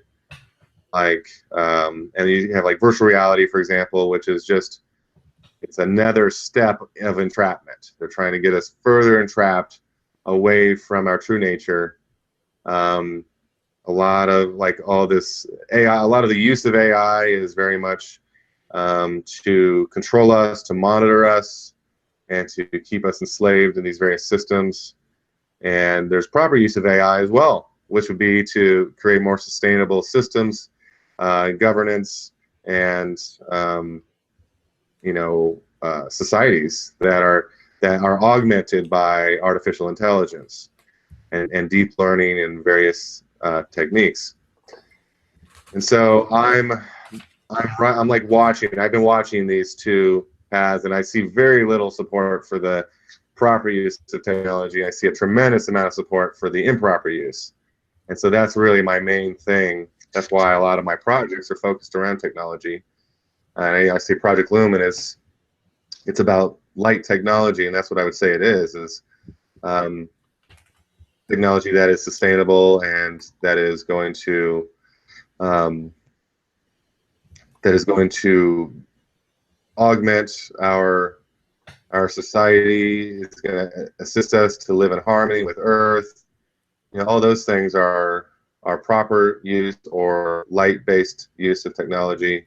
And then you have the shadow technology, which is secretism and invasion of privacy and power over others.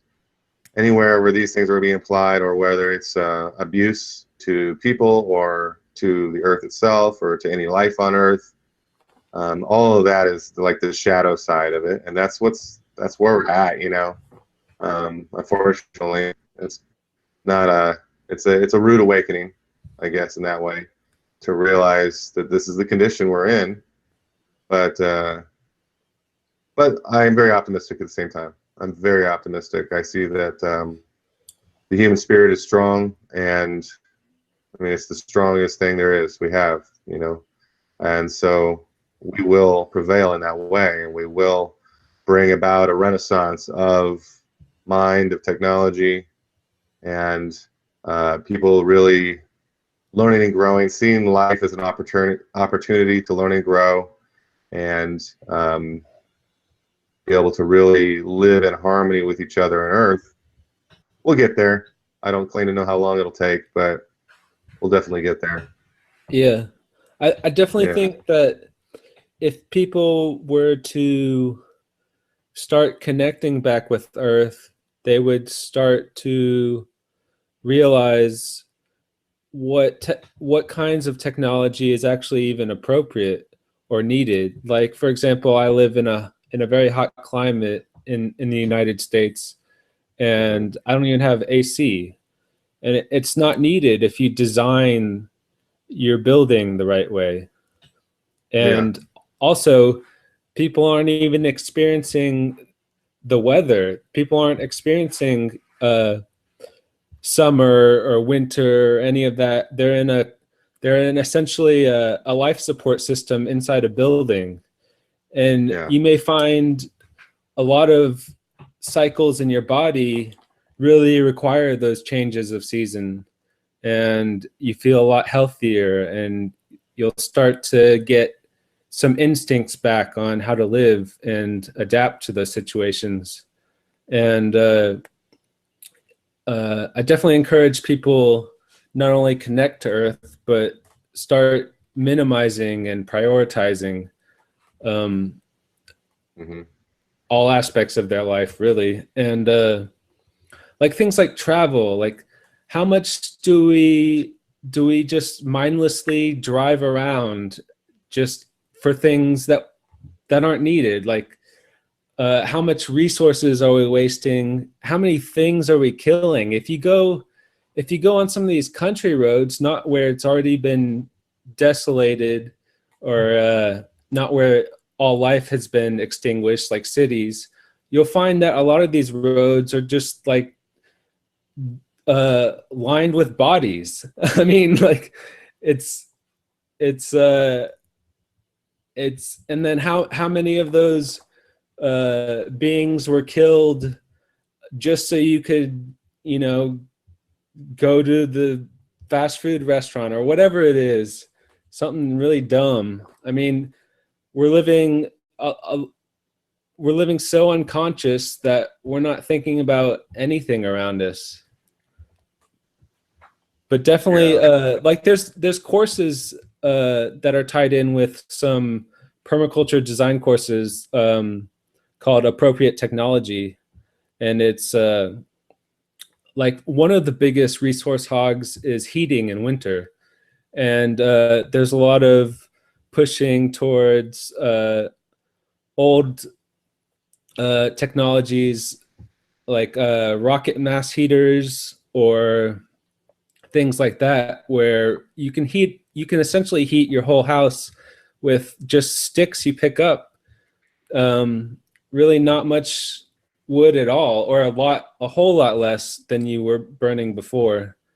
And so there's lots of things we have to get back to, and I think we'll find that that sort of harmonious existence can be obtained pretty quickly if we just make the choice or change our mindset or way of thinking. Yeah, absolutely. Yeah, that's how I feel too. Like, you know, this doesn't need to take a long time. Go on, Kurt. Sorry, yeah, just agreeing. Sorry, just agreeing. I didn't catch that. Oh, she was Did you just guys agreeing. catch that? I was just Oh. agreeing. Yeah, you know, we can do this like immediately. You know, there's really no need to delay, and yeah, all the technology's there, and it. Yeah, I agree with you. Also, what do I call you, Plain or Mr. Permaculture? Either one, I don't care. But I agree with you. Like, you know, yeah, people don't go outside. They don't experience the outside. It's like this. They're like vampires, and like, you know, Yeah. like they don't want to like experience the outside. And you know, I will admit I'm kind of guilty of that lately. But that's because I've been working on all this stuff, and so I've been more and more. But I get outside every day. I take walks, and I try to watch the sunset every day as much as I can, or as much as it's visible. And you know, I think it's amazing to me how few people notice anything that goes on in the natural world. Like in the last couple of weeks, I've seen these really strange flying objects in the sky, but no one else sees them. You know, they're up there, and you can see them if you look, but no one else sees them because everyone's just like nose to the grindstone, looking down at the sidewalk as they're walking, or they walk by a tree, they just won't notice it. It's saddening, really. It's saddening. I mean, the nature is beautiful. Animals, life, even insects, beautiful. You know, but we miss all that, and we just put them all in these categories of like uncomfortable nature. Oh yeah, that's like when I go camping and I don't like it. You know, we're all camp in a tent as long as it has mosquito netting. You know. Yeah. The more awake you are, the more like, you know, like I really appreciate the trees a lot more now. Yeah. Trees are the shit. Yeah. Sorry, Pierre. Carry on. I think people need to get back to describing everything, and instead of getting sucked into these labels or categories. And yeah, I agree with the trees. I could definitely stare at a tree probably the rest of my life and even learn a whole lot. Yeah. Well, I say now that I think that all the wisdom of the world is contained within the trees. I think they're kind of the Akashic records, if you will. And so, you know, you can just kind of commune with a tree and learn so much. And people just look at you like, why is that guy just staring at that tree? But it doesn't matter. It doesn't matter what they think. They don't understand. I have a video of Jeff Lawton doing a permaculture lesson on patterns, and he calls the master pattern essentially a core, like a similar to like a apple core, and it also can be interpreted as a tree design. Yeah. Oh, it's very, very interesting. Yeah. A tree is essentially a toroid, right? Yeah. Yeah, same thing. Everything is that shape, pretty much. Yeah, like if you looked at the whole tree, not just what's above, but what's below, like the roots and all that stuff, it's essentially that pattern. Yeah, as above, so below, and just like I love the many metaphors that come from trees, like We use a lot in code, actually. It's funny, like there's in open source code, there's like the trunk of a project, or there's the branches, and oh, what else? There's a number of little kind of metaphors that are used just in describing this, you know, and look at all the places where we have branches of government, branches of education, you know, that's all tree vocabulary. And there's a reason for that, because everything is pretty much like a tree. I mean, even the human body is pretty much the same as a tree that moves, a tree that walks and talks. That's what we are. Yeah. There's a lot of interesting stuff with language. I remember Bill Mollison talking about cultures and their language. Like, for instance, the Inuits have a ton of words for snow, and they all represent something really detailed or intricate or unique about the snow. And apparently there's a lot of cultures that have words centered around the ocean or sea. And I think he said there's not as many around forests, but maybe that's been lost or separated from us. Yeah, maybe they didn't encounter forests as much because it's so cold. Yeah, maybe. That's good. Yeah, I mean, language is, you know, that's another tool that they've used. I mean, it's technology that has been used against us at this point. I would say, like, a lot of the English language, especially, is really just set up to cast spells, even though we don't realize it. Yeah. You know, and so there's so much stuff that's just backwards or inverted, or there's a lot of words that are the same word for this and that. Like, to know, K-N-O-W, is like one of the great aspirations, but then no, N-O, negative. It's, you know, negating. And so they do that kind of stuff on purpose, you know, to confuse our minds from the very get-go. As soon as we start learning this language, it's contradictory, it's intuitively contradictory. And so we just kind of grow up, we learn the language, and we are already confused. And it takes us away from our spiritual nature, from the ability to telepathically communicate, which we all had and we still have. Technically, it's become very dormant. And I think going back to, like, those education schools, you know, Astro was talking about,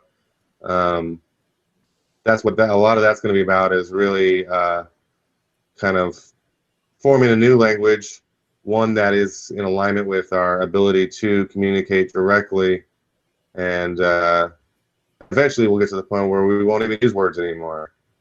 You know, I think the Babylon, the fall of the Tower of Babylon was kind of where it wasn't just that we were all given these separate languages, it was that language became verbal. Before then, it was all telepathic, and we just communicated directly, and you couldn't lie in that context. You cannot lie when you're communicating telepathically. You can only lie when you use words, verbal words, because then you have free will, and you can, you know, use whatever words you want to use. Yeah, and the spells and the spelling. Spells and spelling. Yeah. Typically, I mean, it's getting real bad with what people are now calling triggers. Someone will use one word, and rather you asking what they are thinking or what they really mean, it just sets you off like some sort of mind control trigger. Yeah. Oh yeah.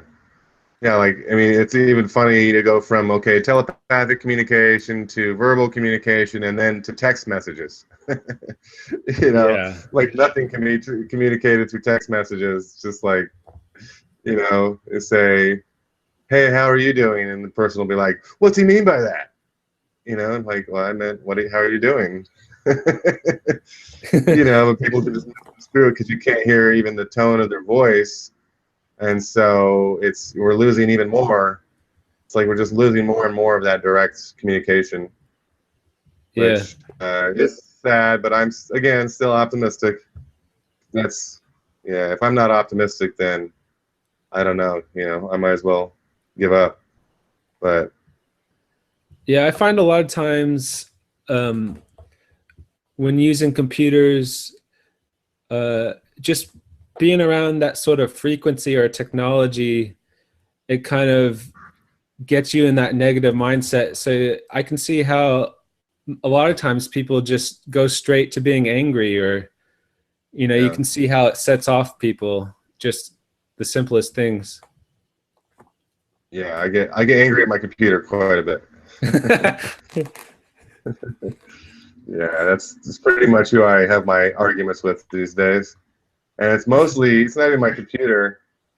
It's these various websites because I'm a web developer, and so I just see the I don't know how to say this. I see shitty software everywhere, and it's amazing to me.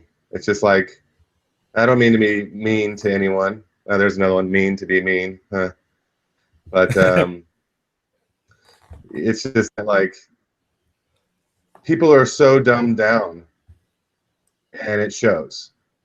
It shows in everything. It shows in our film, in our music. It shows in all the media. It shows in all the websites and all the platforms that we're using. It's like no one really knows what they're doing. I've worked in various corporations that they're all just it's all haphazard. It's just people running around clueless. Everyone's clueless, and a few people have a little more of a clue, and they're usually the ones that get paid less to get walked on. You know, ironically, it's like the ones who have less of a clue but are willing to aggressively assert their dominance. Those are the ones who get paid well and get to make the decisions in these various corporations. But they shouldn't be making the decisions because they don't know what they're doing. Yeah. And you know, that's like pandemic. It's just all over the place in every industry and every walk of life, whether it's politics or entertainment or education.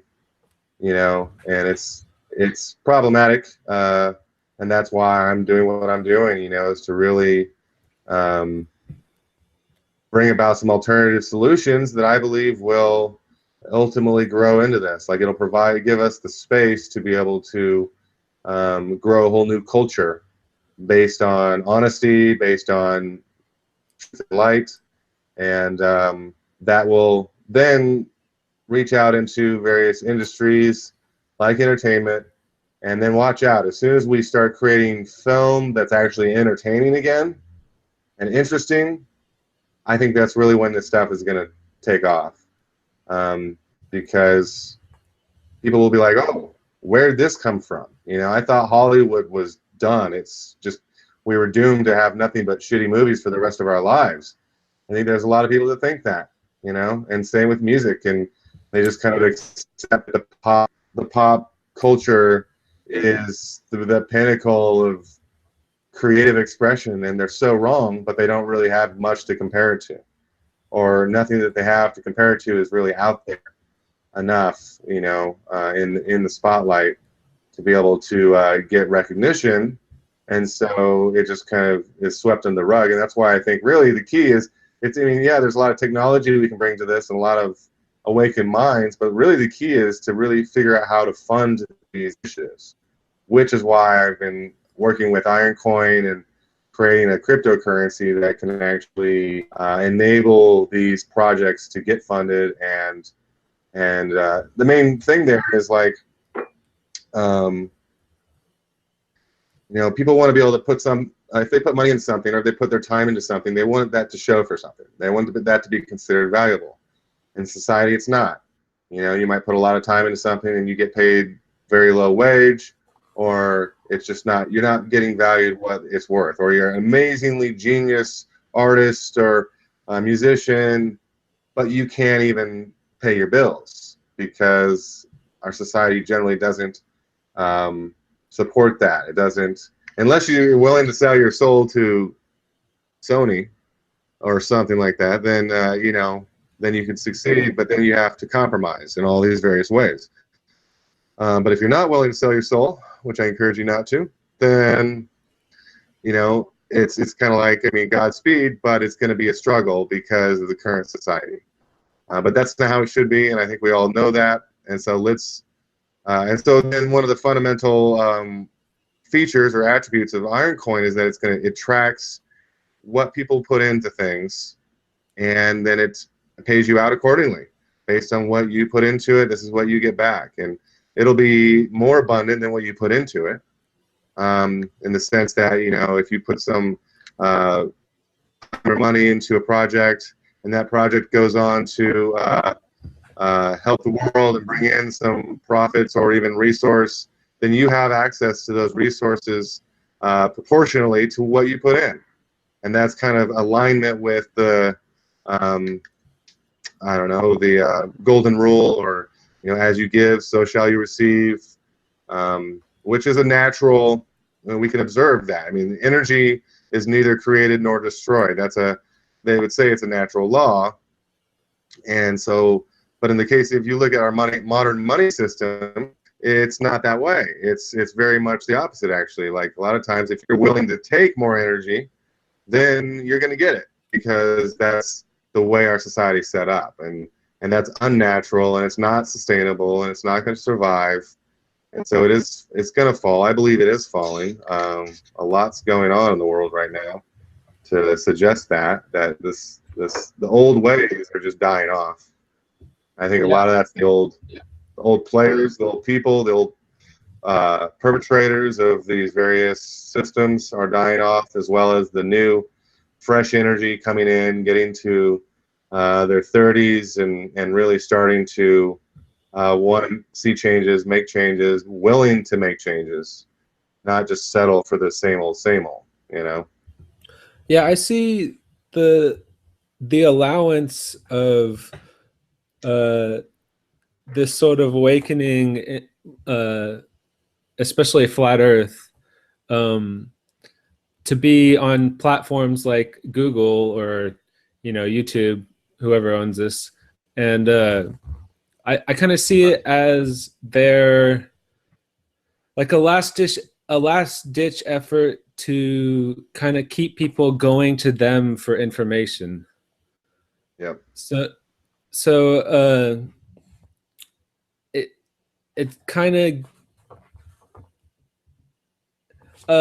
or I should say, how would you, how are you attempting to reach people? Is it just kind of online, or what? Well, I mean, I started a meetup on meetup.com almost 3 years ago, and so we've been getting together quite a bit in person, which I just decided was really important, rather than just doing everything online. And I'm really glad that I did that, because I have met a lot of really awesome people. And in fact, actually, there's like this meetup, kind of like a multi-day, week-long meetup going on this guy's property outside of LA. That's, you know, he's doing a lot of permaculture kind of practices, and it's so I'm eager to go out there and see it. Probably do that tomorrow. But so meeting in person is really important. You know, I've also been able to get on to a number of different mainstream appearances. I've been on some interviews and some various shows that have, you know, I've been talking about mostly flat Earth stuff. And so that's been good. I actually have something coming out here soon with Cartoon Network. You know, and a lot of it's kind of hit pieces or borderline hit pieces, but I'm still okay with doing that, because you know, the information getting out there, I believe, is most important. And I'm definitely doing a lot online, mostly online, and most of the things I'm dealing with right now are online. Some of the things you've been into, Aaron, on the media side. What about them? Exciting. Yeah. Oh yeah. Yeah, I mean, I don't even know if I should talk about some of these things, but you know, I might be going to the Kennedy Center, and with someone very prominent, and I also might be going to Antarctica with someone very prominent as parts of these various shows. What's that? Oh, I was gonna say, is the Kennedy Center, is that Florida? Yeah. Okay. The Cape Canaveral, where they shoot all their rockets into the ocean. Yeah. Yeah. Yeah. So it's interesting, you know. I mean, I don't know. I'm just kind of like along for those rides, and I'm also working with some people. I've met a lot of producers, and there's some people that are really interested in the idea of creating like a whole new culture in Hollywood that's around these principles of like integrity. You know, that's like a strange concept in Hollywood, and you know, like I was just talking about, be able to have projects that people could put in resource and then get paid back. Like imagine if like just anybody could contribute to a film that's goes on to be a blockbuster, and now they're just getting a portion of those profits. You know, up until now it's been purely Hollywood execs that get the main portion of those royalties. They kind of hoard access, and even the actors a lot of times aren't getting much, or even like the screenwriters or whatever. You know, all these various roles which are essential to creating these, but it's the ones who put the money in are usually the ones who get the greatest payout in the end. And you know, the one, if you put money in, you should definitely get a payout, but it shouldn't be an exclusion of all these other people who are doing the creative work, or what I would say it's the real work. It's like, okay, power to you that you have money and you're wanting to use it for some purpose, but is that really a skill? Is that really a value that you're adding to society? I mean, you know, it's not. It's just paper. It's just digital ones and zeros, and they happen to say that you have millions of them. Good for you. Like, I don't care. Like, that's nothing to me. And I think most people who are real, like, they don't care if you have a bunch of, you know, so-called dollars, because it's all like imaginary anyway.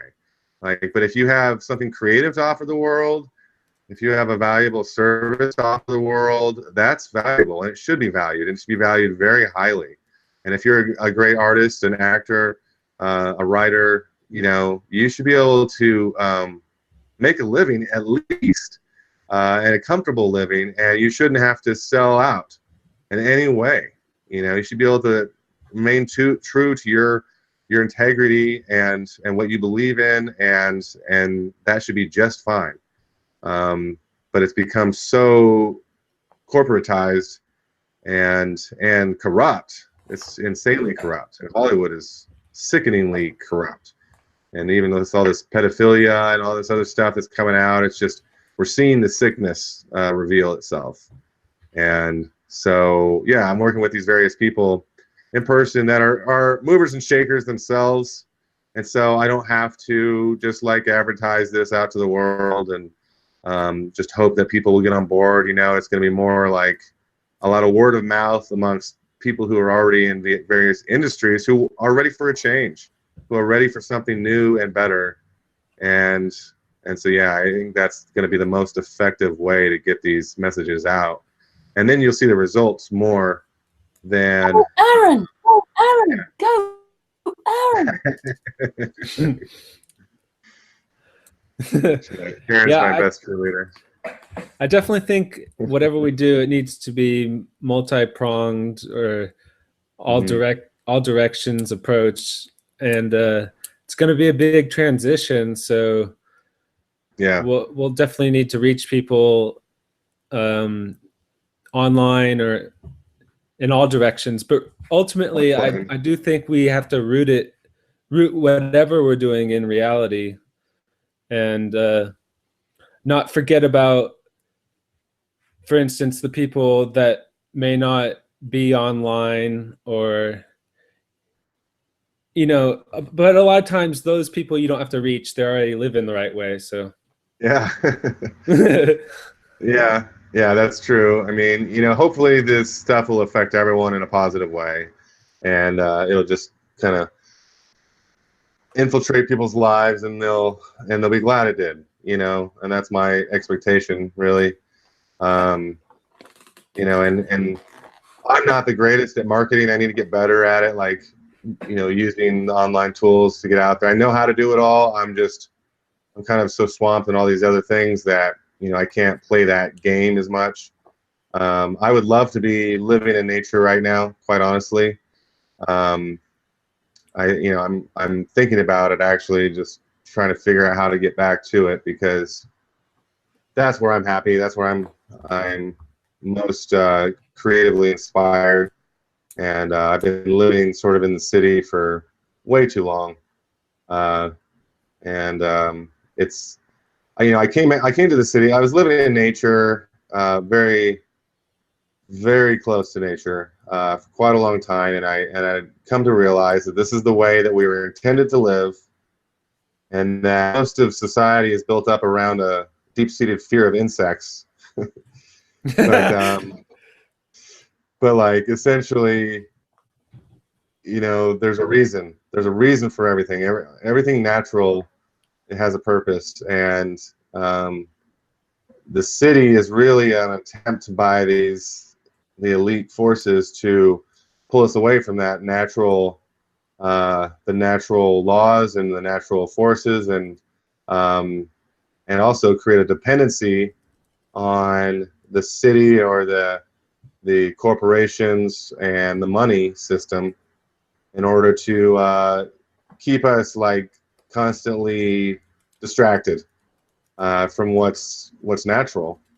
And but I believe at the same time, though, like, you know, you spend 2 weeks in nature, and in a way that's, like, not just camping, like, not just kind of I don't know, off the earth, but you really, if you spend 2 weeks in nature, you got to get past all your uncomfortableness and all your insecurities and all the fears of the darkness or the insects. Yeah. But once you get past all that, it's another realm. It's amazing. It's impossible to describe in words, because it's what was intended. Absolutely, 100%, no doubt in my mind. And that's why I kind of came back into the city, was to share this information with people, and ultimately to build solutions that could bring us all back there in mass. You know, I believe that's the real awakening, is when we go back to the earth and we live in harmony with the earth, not just, oh, we're not polluting or damaging the earth anymore, that's the first step, but then, like, more importantly, where we're in the dirt, you know, and we're getting to know the trees around us and the life around us, and we're getting to relate to animals and life in a whole new way, which is really the old way. It's the way that we will all, it, like, awakens in your heart. You know, it's like, this is how it has been for thousands of years, and how humanity was meant to be, and then we lose it all because of these cities and the concrete jungles and name it. Yeah, I definitely agree. Definitely. I forgot to mention that I was talking with Hori Sheet Show in email, and he says hi to everybody. But yeah, didn't you connect with him at some point? No, Kerry, sorry, Yeah. just in there. Yeah, I've known Hori for a little while, and yeah, he's definitely on board with all this stuff, and he's helped out some, and you'll see that some of the fruits of that here in the very near future. But yeah, he's on it. Yeah, lately he's been kind of down, but Yeah, he'll get back up. so I mean, you know, life has its ups and downs, especially for people like us, you know. Yeah, just personal challenges combined with just like the good portion of the world's population calling us all idiots, you know. Yeah. It can eat at you after some time. I can relate. I definitely much love think, for that guy. Yeah, me too. Definitely. I definitely think that, like you were saying, how you were connecting with nature, and then you you kind of went into the city to sort of spread that sort of message. I definitely think we all have our different paths to walk. Mhm. And Absolutely. I think ultimately it all kind of leads towards the same direction. Yeah. It's the same mountaintop. Yeah. Different paths. Same peak. So how do you, so you've got Project Lumen, and I'm just wondering how we can really get that and things like permaculture more popular in the sort of awareness truth community, because it really goes together. Like it complements flat earth perfectly. I mean, it's a, Oh, absolutely. huh. Yeah. Well, I'll tell you what's going on here. Like, and you know, I'm going with the flow, but at the same time, the flow is bringing these people to me. It's bringing these people together that are, I would say, light warriors. And you know, everyone's extremely driven, extremely passionate. And more than anything, us all choosing to work together, look past our differences. If we can work through our issues with one another, no matter what they are, you know, if we have disagreements on like belief systems, get over it, because that's not what this is about. You know, it's about working together to change the world right here and now. And the more that we can all come together, unite in that central philosophy, it's gonna produce that result. And so, I agree, Aaron. Thank you. Yes. And you know, there's so much petty things going on. That's what they try to do. I mean, they come in here, divide and conquer. That's their motto, right? Is they're going to come in, they're going to try to get people to question various things that you've come to realize, or they're going to find some way, whether it's like, oh, over the map. Like, come on, we don't have a map. Like, we have various ideas of what it might look like, but how could we possibly have a map? So anyone that's coming in saying that we're all shills because we believe a certain map is just, it's lunacy. And, you know, we just get over that kind of stuff. If someone comes at you, attacking you from that perspective, just block them or drop them, whatever you got to do. Don't even entertain them. Don't even, you know, don't be the trolls. Yeah, and definitely. And but do feed the other fellow warriors that are on this path. And you know, we are fed by coming together like we're doing right now. Here we're having this conversation for all the world to see. You know, and this is the kind of work that more and more of us need to just throw ourselves into. Don't be afraid. You know, don't be afraid of getting your identity out there. Like I'll tell you this. Like, you know, Mark Sargent actually was the one who doxed me years ago. I asked him not to read my last name, and he read it. And then I was just like, oh, well, you know, we'll see what happens. And I went out full force, used my full name. I have experienced no recourse from that. And, you know, I think a big part of that is I haven't invited it. I haven't really encouraged it. Whenever someone comes attacking me, I usually just ignore them. And I'm fine. In that regard, I'm fine, you know. I will also say be careful who you trust. You know, we can't just be trusting everyone just because they have similar beliefs. You know, that's very dangerous. We have to be very discerning with who we trust, because not everyone is a light warrior. And we have to have high standards in that regard. For people who are really on this team to change the world, a lot of people will present themselves as such, but then it turns out that they have these selfish motives that come out over time, and you know, that can be a waste of our time, and it can be disastrous sometimes. And I've had a lot of that, actually. You know, I've been too trusting, I will admit. I'm saying yes, Aaron, Yeah. tonight. You're agreeing that I've been too trusting, Karen? I think Karen got a quick lesson recently. Not just you being trusting, us as well.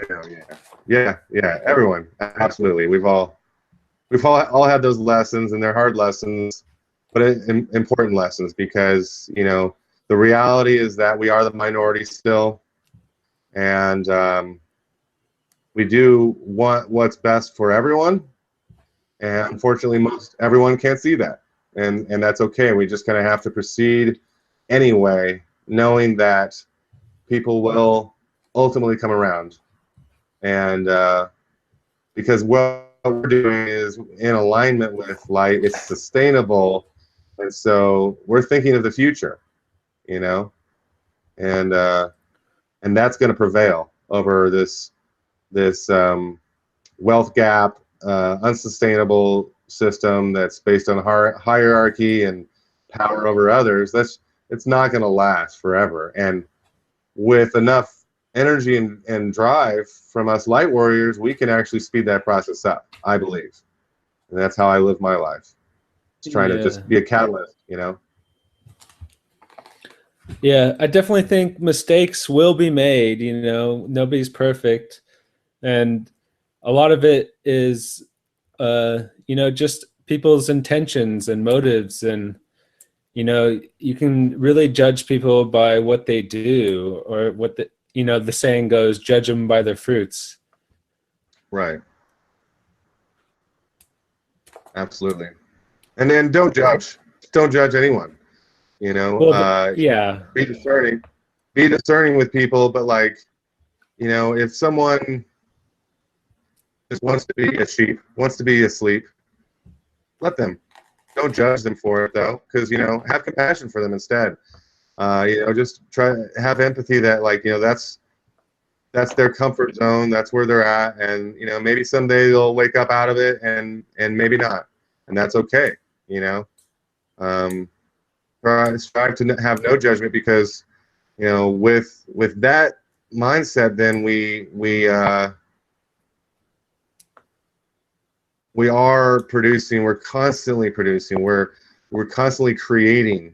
You know, that's like, I think that's really where judgment comes from. Is it's self-judgment. You know, we might put on someone else, like, oh, that person's this or that, but really what that's aimed at is ourselves. We feel inadequate in those qualities, or maybe like we're a hypocrite or whatever. You know, we're judging ourselves, and that's not healthy, first of all, and it's not going to produce these results that we all desire. Instead, encourage each other. You know, plant seeds. If someone just wants to be asleep, then plant some seeds and move on. You know, don't waste your time. Don't try to pull them up when they don't want to come along, but do plant seeds, because those seeds might grow into something, you know, into an awakening, that person. But don't waste your time.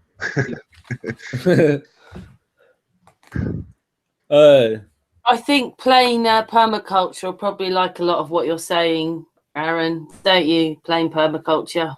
Yeah, it definitely resonates. Definitely agree. Awesome. Yeah, man. I'm wondering if we can also connect with the activists, and maybe some of what the activism could be is part flat earth, part, you know, permaculture, or Project Lumen, or whatever. Yeah, absolutely. I mean, I'm connected with a bunch of people who are doing very good activism in various ways, you know, around flat earth, also around various other things. And I have a bunch of anonymous friends, as in friends who are in the anonymous group. And, you know, there's a bunch of various types of activism happening there. A lot of that's behind the scenes. You don't even see it, but it's good stuff. You know, and we will see the fruits of those labors more and more as time goes on. We'll see how much they've been working to end a lot of these sick crimes against humanity from kind of behind the scenes. And so I'm a really massive supporter of that kind of work. And I can appreciate that those guys need to be a little more anonymous. But you know, this time a lot of them are also showing their face and their name, and stepping up to the plate and saying, you know, we need to change, we need to fix these things, and getting out there, and even, you know, doing it in ways like, there's this guy, Steven Crowder. you know, he's the one that he's like that has the famous picture. I forget what the original says. It's like the sign always says like whatever, changed my mind. And he's just sitting there with a cup of coffee.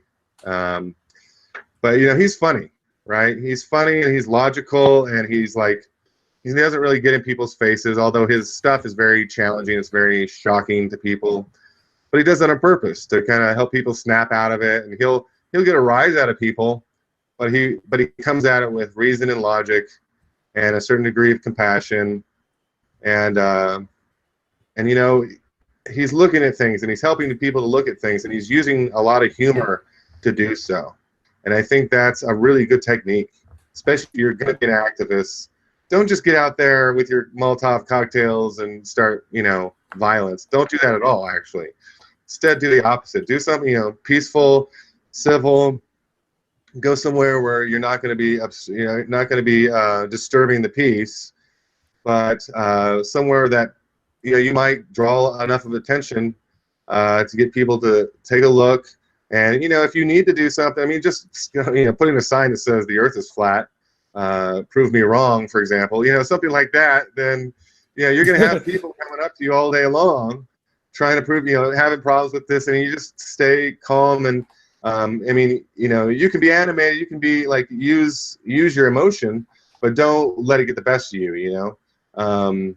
Instead, like, really just be a force of light in that way, a force of truth, where, you know, you're just a beacon that people can be drawn to, and those are the seeds. You're planting seeds, you know.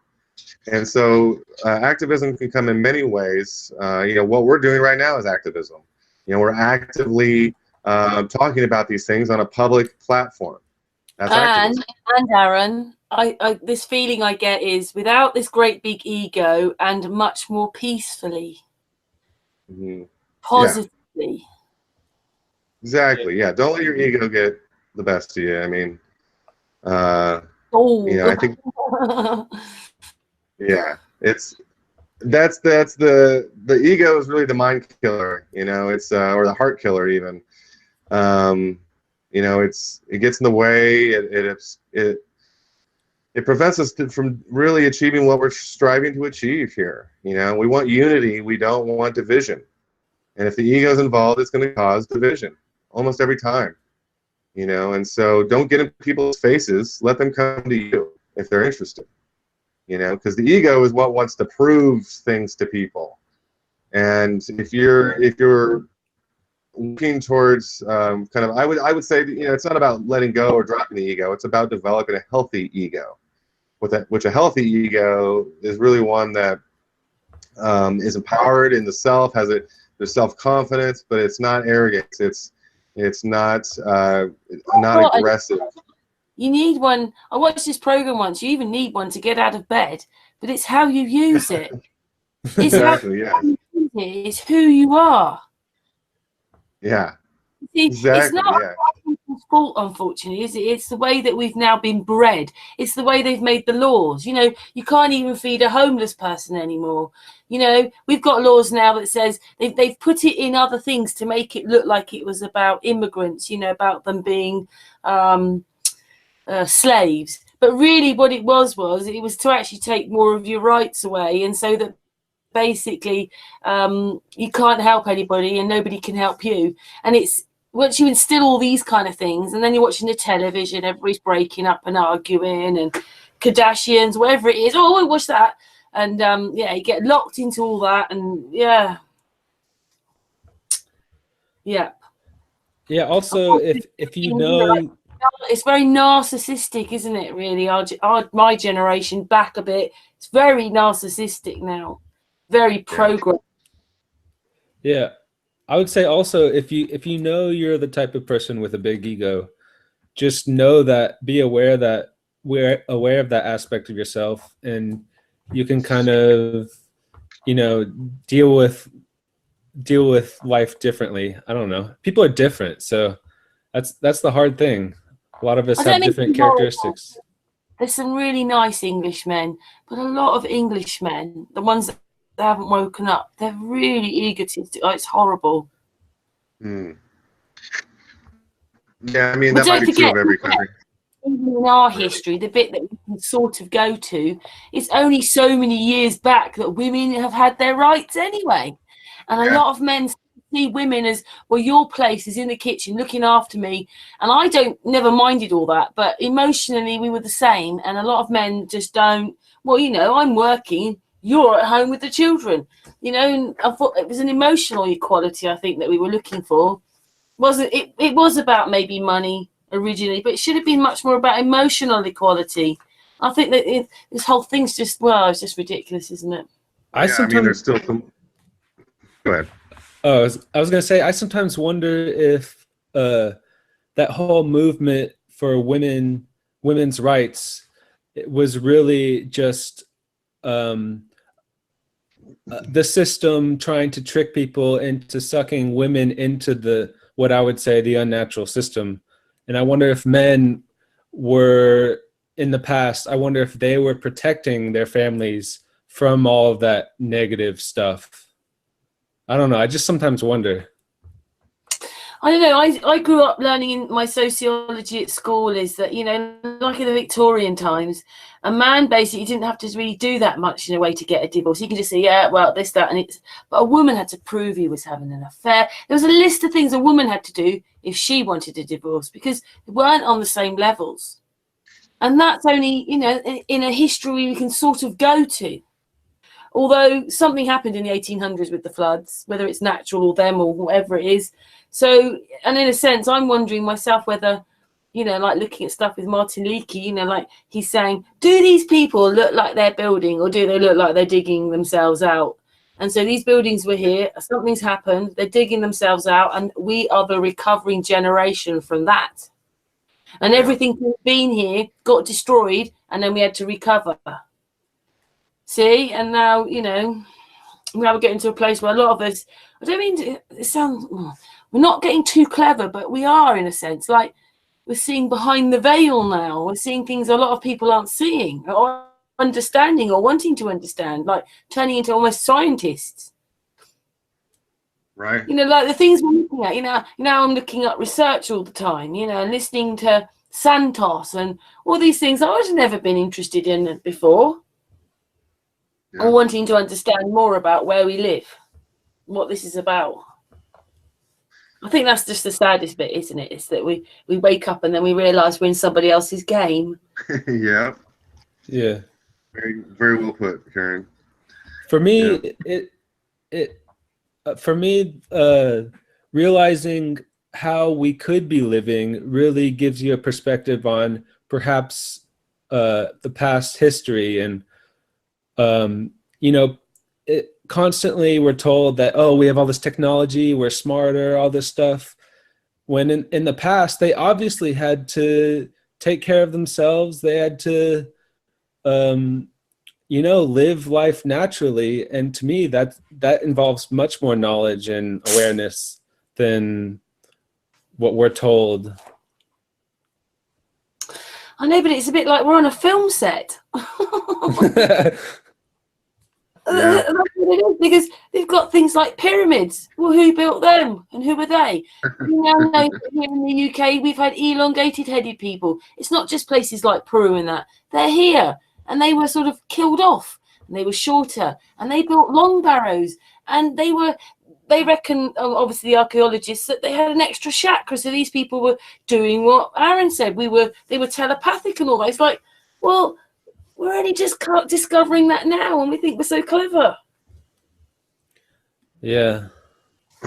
Yeah, I mean, that was our natural, when we had that intuition, we were able to, we were attuned to the cosmos, to the earth in ways that you could understand the purpose of building, like, say, a pyramid.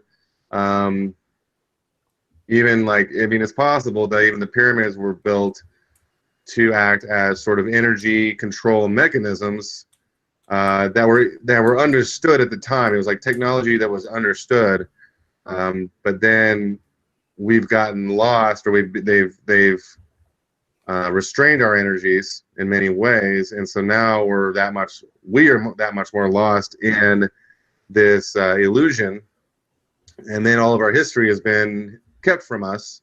so we can't really see what actually happened, where the pyramids actually came from, and we're told all these various stories that don't add up.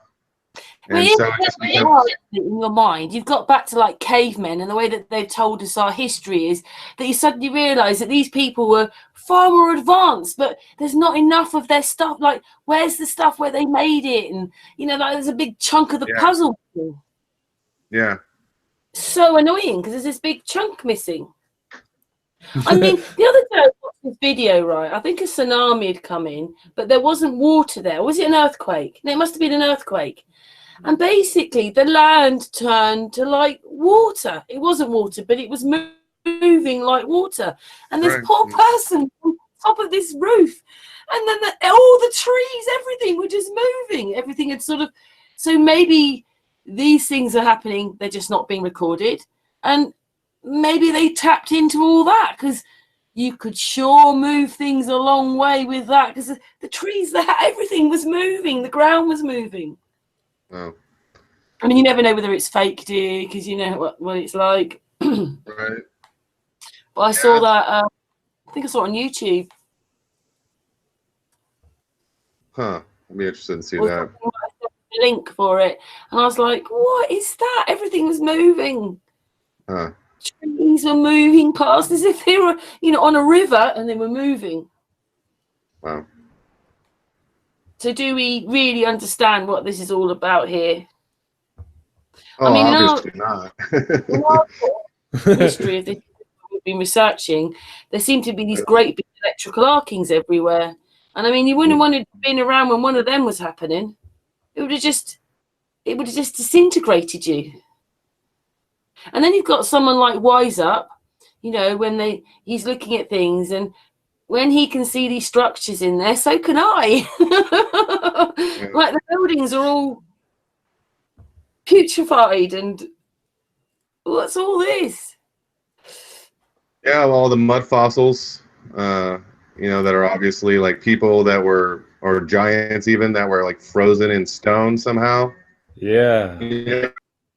I think that's undeniable. People think of like all that happening, putrefying. It might take centuries, but in certain conditions, it doesn't. Well, especially if you have a technology that does it, like Medusa technology. Yeah, and if it's true, I remember watching that's one of the first star constellations that comes up. It's Methuselah. It's like, what? Right. Oh, that's a constellation? Or whatever it is, those stars Methuselah's in, they're one of the first ones to come up at night. So, it's there, and it's like, it's almost as if Wise Up stuff's right, then it's like Methuselah came in and everything got turned to stone. Well, you're talking about Adam Weishaupt, the supposed creator of the Illuminati. Is that who you're talking about, Karen? Wise Up? No, he does. That basically, when we're looking at rocks and things, that in there, there are buildings. Okay. I thought you were talking Weishaupt. Yeah. Okay. Don't worry. I was talking about David Wise, and I started talking about Wise Up, and they went on the Hangout. No, what do you want to? I was saying, no, I was talking about someone else. Like, I don't know where that came from. I was talking about the wrong person. Yeah, well, you know, I still want to talk about Adam Weishaupt for a second, anyway, because what's funny is like I've been researching all this stuff about the history of America and the world, and looking at it through very interesting lenses of like you could say metaphysical lenses, and seeing that, like, for example, George Washington, not the first president of the United States, but most likely the same person as Adam Weishaupt, who was most likely the creator of the Illuminati. Also Freemasonry. We already know that George Washington was instrumental in the Freemasonry in America. And it's just like, you know, this is how long this whole thing goes back, how far it goes back. It's like, and it goes much further back, even to, you know, Egypt, back to even Atlantis, probably is like the first time when these deceptions were really implemented. And it's it's like this, I'm realizing like the depth of the game, right? The depth of the game is such that there was originally two forces on Earth, and one was to live in harmony with nature. The other one was to defile that and to create this further separation. And it's possible, in fact, that it was all for the purpose of ultimately reuniting a great awakening, if you will. And I can relate all this to even like 9/11 and Trump, and just, it's crazy. Like all the stuff in the Bible is, essentially there's various prophecies within the Bible, not just the Bible, but other holy works, or various other prophecies that align with this whole phenomena occurring, where the whole thing was, the fall from grace originally, and then reuniting through time, remembering, becoming one again. And I think that's what we're going through. And so part of their agenda, part of their strategy has been to keep anything that would empower us away from us. So for us to realize that we have the ability to create our reality, or to communicate directly with our minds, or to manifest things with our minds, like, they don't want us to know that. And a lot of people don't realize that your reality is actually coming from your own head. So if you haven't got that far, you're never going to get the rest, are you? Can I just say, we've been going for nearly 3 hours now.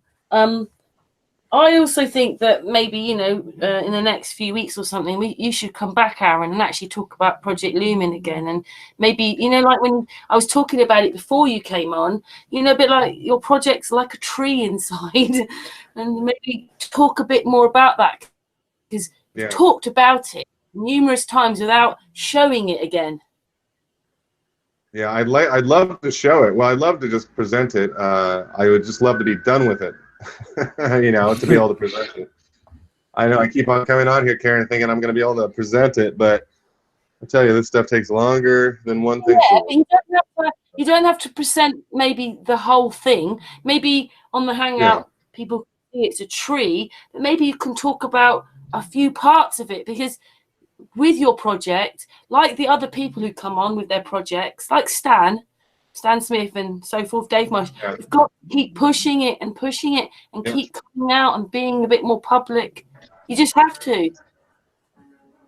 Absolutely. I fully agree. And that's why I'm very grateful for you, Karen, and this platform that you've created here, and you are really helping in that regard. And my plan,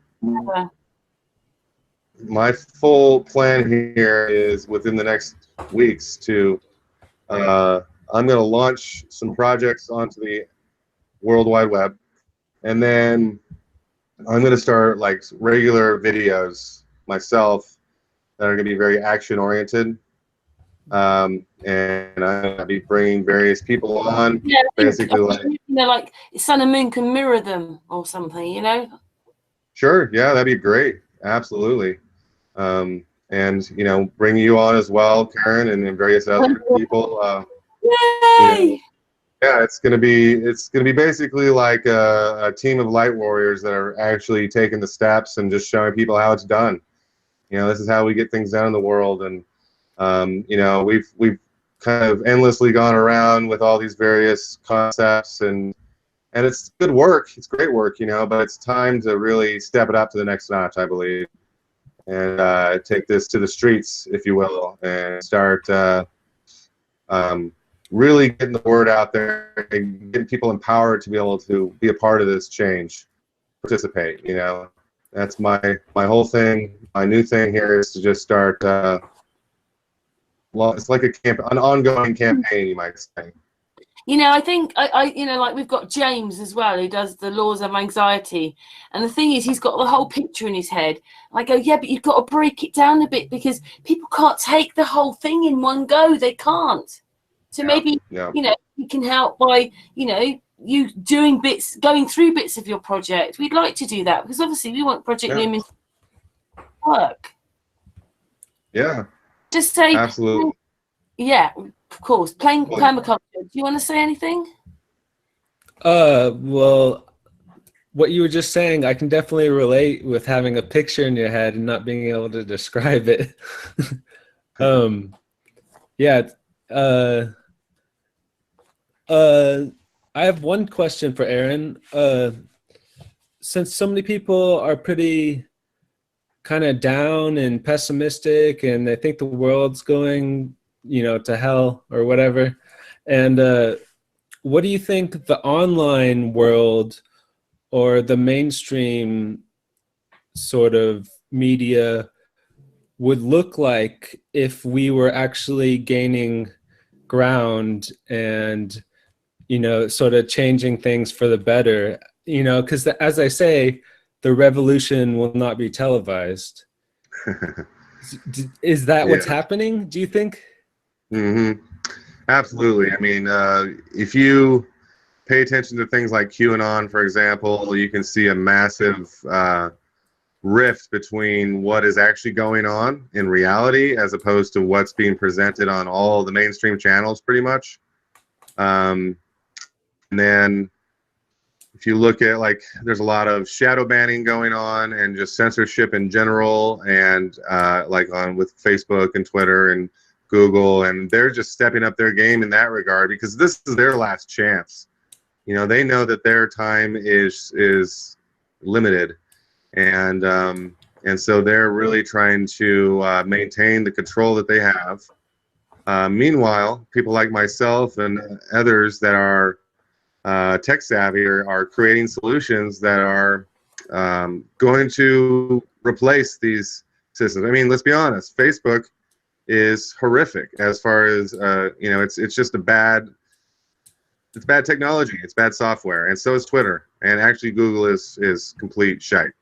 And so somehow, it's just because of their market share, because they have so many people that are on their platforms that we still use them, and they do have certain things like the Hangout here. Well, guess what though? I'm capable of building the same thing.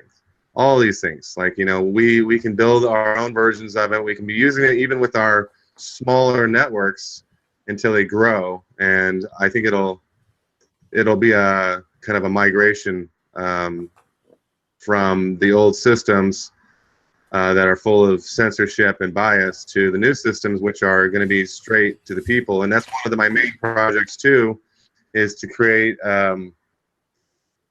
an actual legitimate source of news. That, we can get this information out to the people, and we can be doing professional segments on various topics, presenting it without bias, and just presenting the information as it truly is, in order to give people a place to go. Because right now everyone's so confused because, if you pay attention to CNN, you think all these things, and if you pay attention to to certain online sources, you think all these other things, and it's all contradictory. And so I think most people are running around in a state of confusion right now. And so what it will really look like is when the cloud starts lifting and we start seeing that clarity, when we start having some sources, some reliable sources of knowledge and information, and even action. There will be points where it'll be time for us to start taking more action. But what action do you take? Do I go into the streets and protest, Kavanaugh? No, that's probably not the action to take. But there will be action to take, and a lot of us have already been taking action in various forms. And so this is more for the general collective. Is like, if you've just been soaking everything in up until now, prepare yourself, because you're someone who's more awake than most, and will be asking for your help to really change things quickly. It doesn't have to take a long time, and it won't take a long time. And one of the main things I'll say about that is that what we're creating here, window of opportunity. We are gradually building towards the window of opportunity, which will be only open for a certain amount of time. And we need to seize that opening when it really happens. And it's coming soon, very soon. And so be prepared to just invest yourself into changing the world. Don't settle for less, essentially. and know that, like, you know, we all matter and we all can contribute to this. And by working together, that's how we will succeed. And so if you have any differences, any conflicts, figure out how to work them out, or maybe you just need to get that person out of your life so that you can be optimistic and positive and grow at your own pace. But really find that stable core within yourself, and then be willing to bring it in a unified whole to the collective. Yeah, I definitely think that we have an opportunity now, having the obvious truth on our side and essentially the whole system against us, and people can see that. And that's why we're gaining so much ground, and why people are getting while we're gaining, a lot of people into this pursuit. But I think that it's possible that if they wanted to take back control, they could just then start mimicking our truth, and essentially people will go back to them and stay in the system for all, for the authority that they've set up, or the hierarchy they've set up. Yeah, so as it comes out that more and more of these corporations are not just corrupt but evil at their core, that won't be allowed. It won't. I mean, they're gonna be dissolved. I mean, I wouldn't be surprised if in the not too distant future Google is dissolved, because Google is one of the worst. If you look at the origins of Google, if you look at what they've done, it's horrific. Don't you think they could just change names though and form another, like they always do?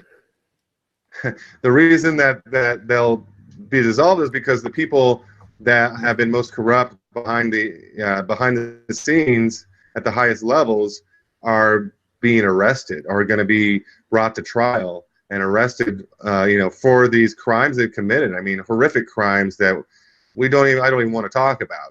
They're just so bad. But like, that's why it's all being done behind the scenes. It's out of respect for humanity. Humanity cannot, as a whole, comprehend what's going on. It's just too much. And so there's a lot that's being done out of that respect. If you guys, everyone in America should have just received like the presidential alert warning the other day. Was that Tuesday or something? And there's a reason for that. That's because essentially there's roundups happening right now. There's arrests being done. You just don't hear about them. You won't hear about them on the news, but it all goes all the way up to the news. A lot of the mainstream media corporate giants are some of the perpetrators of the worst crimes. And, you could absolutely say that bias, even though freedom of speech needs to be properly respected and allowed continuously. So if CNN wants to do fake news, then that's got to be allowed. However, when you own all the media and it's all biased, that's a problem, and that's a violation of really freedom of speech, because no one else who's actually speaking an alternative perspective has a voice. It's a real problem, and that's going to come to an end as a lot of these things change behind the scenes. And I think there's a lot of respect being paid to how to do this without causing too much chaos. Just think about, like, what if Trump were to come out and announce that the Earth is flat and that we've been lied to? Just think about the revolt that would happen. Think about the chaos in the streets, and people would just, they would want to impeach him, and they would say that he's lost his mind. So he couldn't even do that, even if he believes that, or if he's aware of that and has that intention. So instead, maybe what he'd do is plant the seed and allow us, the people, to grow with these ideas ourselves, make these kinds of channels, have these kinds of discussions publicly, and awaken more and more people ourselves, because that's a more gradual process, and it's not going to be as disruptive to society. But there very well may come a time in the very near future, in the next couple months actually, things could get really crazy. And that's why I'm really standing up now as representative of the truth, I try to stay very in tune with what's going on in all these different groups, and try to paint the whole picture. And so I want to be someone who you can trust, that you can come to for answers and questions, that can do my best to answer them. And if I can't, I can bring in people who can, and we can kind of get to the heart of the matter and what our position and involvement in it can be. Because ultimately, it's going to be up to all of us to stand up within our power and speak the truth and do what's right, and that's it. That's all that's really going to be asked of you. But it is going to be asked of you. And if you're not willing to do that, then you're kind of part of the problem, ultimately. And so just think about that. Consider that, everyone who's listening to this, that there's no real good reason to not share your light, share your truth. You might have maybe sign an NDA. There's certain reasons, I guess, that are good reasons at this point in time. But more and more as time goes on, it's going to be, if you're aware, if you're awake, you're a warrior. You're part of the team that's going to help awaken everyone else. And it's not a burden. It's an opportunity. Like I promise you, if you came here, if you're aware, if you're awake in any way right now, that's because you as a spirit chose to come to Earth during these times to wake up and then help your fellow man wake. That's it. See, don't deny it. Embrace it. I get kind of suspicious about the allowance of this truth to be out there, because for me, the answer is to turn away from this whole unnatural system and not just turn it into sort of flat earth flavored whatever.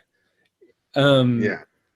And I can see what you said being a good thing, but I can also see it as kind of a double-edged sword, where we are sort of taking the steam off, and perhaps they can then take it over, like I said, and it just becomes mainstream flat earth, and then we lose that sort of spark of being against the system.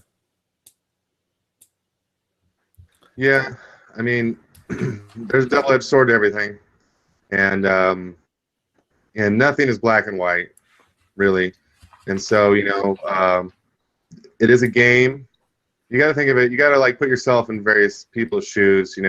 How could we possibly change this society from the inside out without having to play the game in certain ways?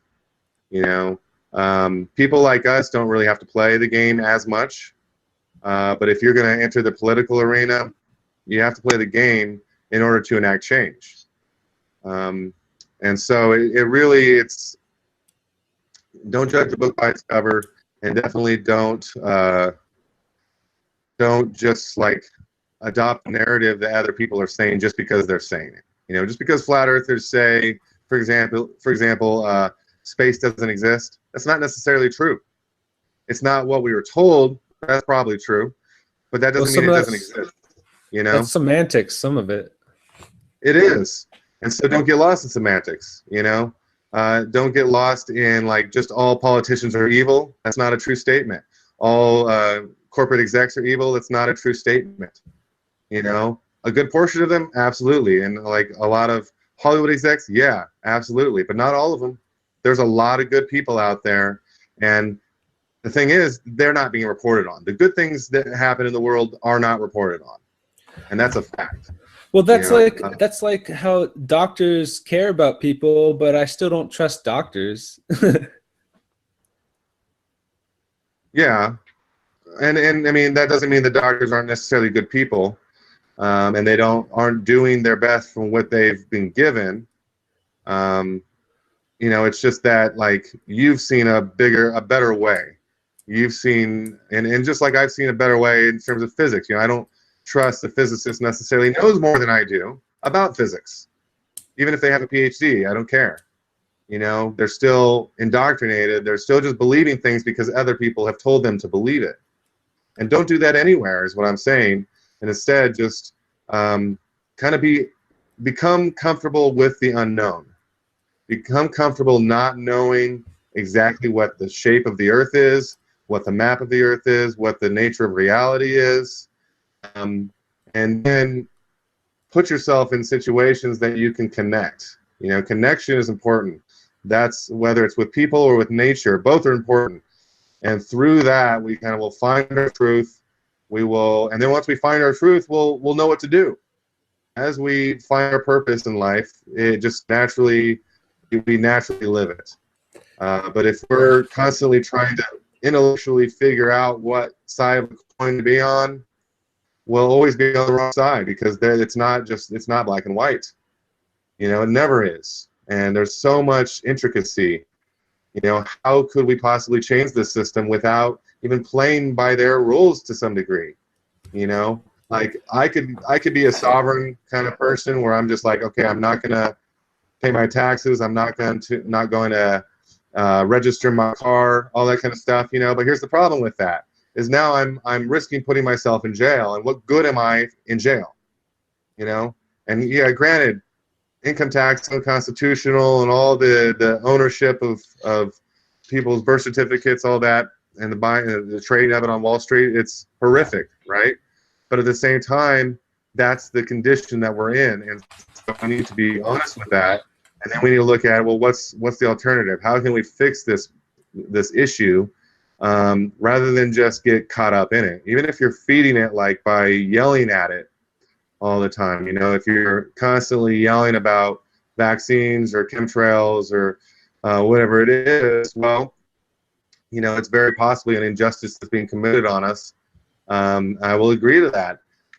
How is yelling about it really changing it? You know, planting seeds in people's minds, helping them understand, you know, urging people not to vaccinate their kids, and here's a whole list of reasons why not. Yeah, that's good work. And that's going to help to awaken some people, but some people are still going to vaccinate their kids, even though you gave them all that information. You know, some people are still going to get chemotherapy, even though there's all these other alternatives there. And that's, again, come back to compassion, you know, and not seeing things black and white, but just having unconditional acceptance of ourselves and each other, and knowing that we're all doing the best we can, and some people are more inclined. Like I said, we came here to wake people up. And this is part of it. It's like we have to learn the technique. Like I've been reading Sun Tzu's Art of War lately, you know, and now am I planning on becoming a general in the, you know, military? No. I believe that all war is wrong. But here's the thing. This is their rule book. This is their guidebook. These are the tools and techniques. With Project Lumen, it's just a bit differently done, but the same sort of, you know, it's got to have someone someone's always got to be looking after somewhere along the line. Yeah. Can I just say, you will come back soon then and give us a bit more breaking. Absolutely, yeah, I'd love to. Because then it does not, so, you know, like, it's when you have to explain the whole thing, isn't it, in one go? Yeah, I mean, we'll see where I get to. You know, I mean, I could be in a whole nother place by then. I should be, actually. So I look forward to that. What you mean living? Yeah. And get this world turning. I do think if we're going, I do think that I kind of see trying to change the system into something is kind of like playing Monopoly and trying to change the rules, though. I mean, like, ultimately, if you want to get away from Monopoly, you have to not play the game. You know, like, ultimately, we have to kind of just back away from all of it, or else we are feeding it, because that their expertise is preventing people from changing the system. So, I mean, the only answer I see is, since the name of the game ultimately is disconnection, it really is connection that really will bring us back to reality, bring us back to where we should be. And Exactly. things like permaculture can help jumpstart our knowledge of how to do that. Absolutely. And I'll say this about, getting out of the system as opposed to playing by their rules. And I totally appreciate that perspective and understand it. And that's where I've been most of my life. And it's probably in the last, 10 years that I've kind of been more on the angle of,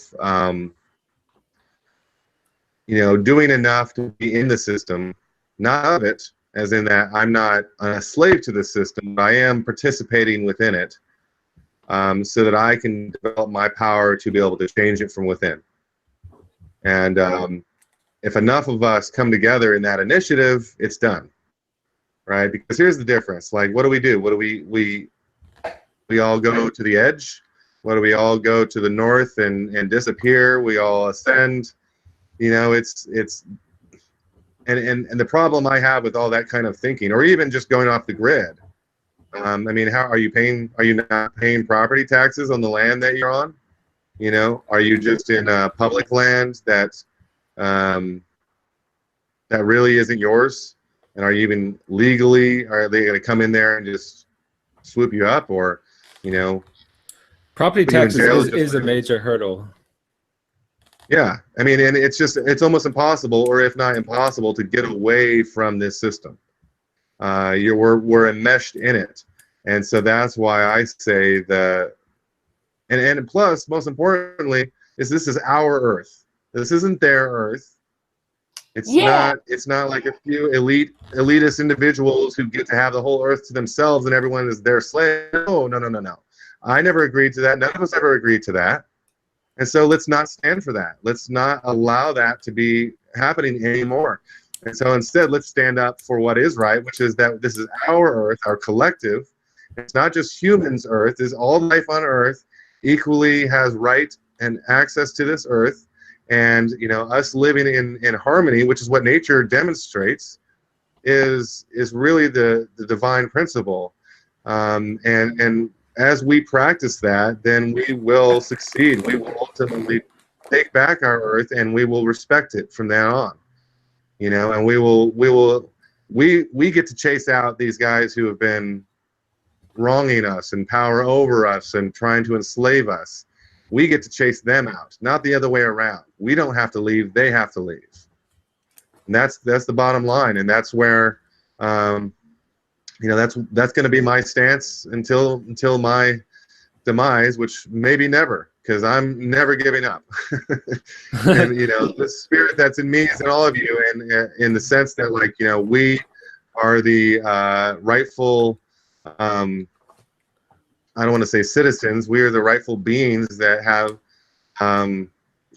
This is our land, and it is the land of the free, and all of it, not just the United States or America, but all of the land is one land, and it's free and open, and no one ever gave anyone a right to say you can possess it and someone else can't. That's just a farce. That's an imagination. But we do need to have peace, and fortunately, humans are grown up enough to figure that out at this point in time. Probably for a long time, they just convinced us that we used to be archaic and, just so you couldn't trust. So, they always these excuses why we need government, why we need this centralized government to come in and watch over us like parents, But that's ridiculous. Like, we need to be watching over them at this point, which was the whole point of the Constitution. What's that? Most of them need to go to prison, and I want the people who sit in those observatories, they need to go to prison as well, pretending that the stars are light years away when they've got these. That Earth Dude's telescope and Joe Hill's telescope gives us a good view, not maybe as close as you'd like to get, but a good view. Look at the size of the thing they've got, and they want to pretend that they're light years away. They need to go to prison, the whole lot. Yeah, I don't know if ignorance should be considered a crime. Because they're lying. But if they know and they're lying, I do think that lying should be considered a crime of some form. Although, that's a tough one. That's a gray area, and we really shouldn't even. I mean, we can talk about it, but I don't think we should try to put too much on that right now because, we have much bigger crimes to deal with, I should say. And like you say, you just like turn your back and Aaron just gets on with his Project Lumen. We've been going for a bit longer now. I do think it's a good time to end. I'm really tired. I'm really sorry. All right, let's let you get some sleep, Karen. But I'd like to say one thing though. To use an analogy, it seems like we're all on here, trying to hold the door open to a prison, essentially, we've been put in. And while we need people to hold that door open and be verbal and all that stuff, we still need people to start flowing out of this prison so we can really get stuff done in the real world. So I would encourage everyone to really dive into permaculture and really start connecting back to Earth and not just being aware of where we are or possibly aware of where we are. Yeah, too cold. Thank you, Permaculture. And obviously, Aaron, maybe you want to be on the next Hangout with Aaron. Permaculture, as you quite like what he's saying and it sort of resonates with where you are. That'd be cool. I think we need to start connecting and start, taking action and moving forward for sure. People are starting, conventions are happening. You've got John Smith Globe Live, got other people going out and doing activism. So it is starting. I mean, to when you think this time last year to now, it's just, you just want it done quicker because we just want the truth out as soon as possible. But it'd be nice to connect with the activists for sure, like John Smith Globe Live and all of them. And maybe they can not just tell people where we might be, but include things like permaculture or Project Lumen or whatever. Yeah, can you see the chat room, Permaculture? Aaron, like your email. Just see if Patricia's there. Patricia, are you still awake? Patricia? You have to wait. She was there at the beginning. Sleeping on that heart-shaped pillow. Yeah, no compliance. No, not coming on. But can I just again thank everybody in the chat room? It's really nice, now Plain Permaculture is going to talk to Aaron. It's about growing, learning, and becoming better friends with each other. And thanks very much, guys, for Permaculture and for Project Lumen. And we will be back after the weekend. And thanks, guys. Thanks for having me on, Karen. Thank you. It's brilliant. We say goodbye off air, Plain Permaculture, but on air. Good night, everybody. Mwah. Good night, everyone.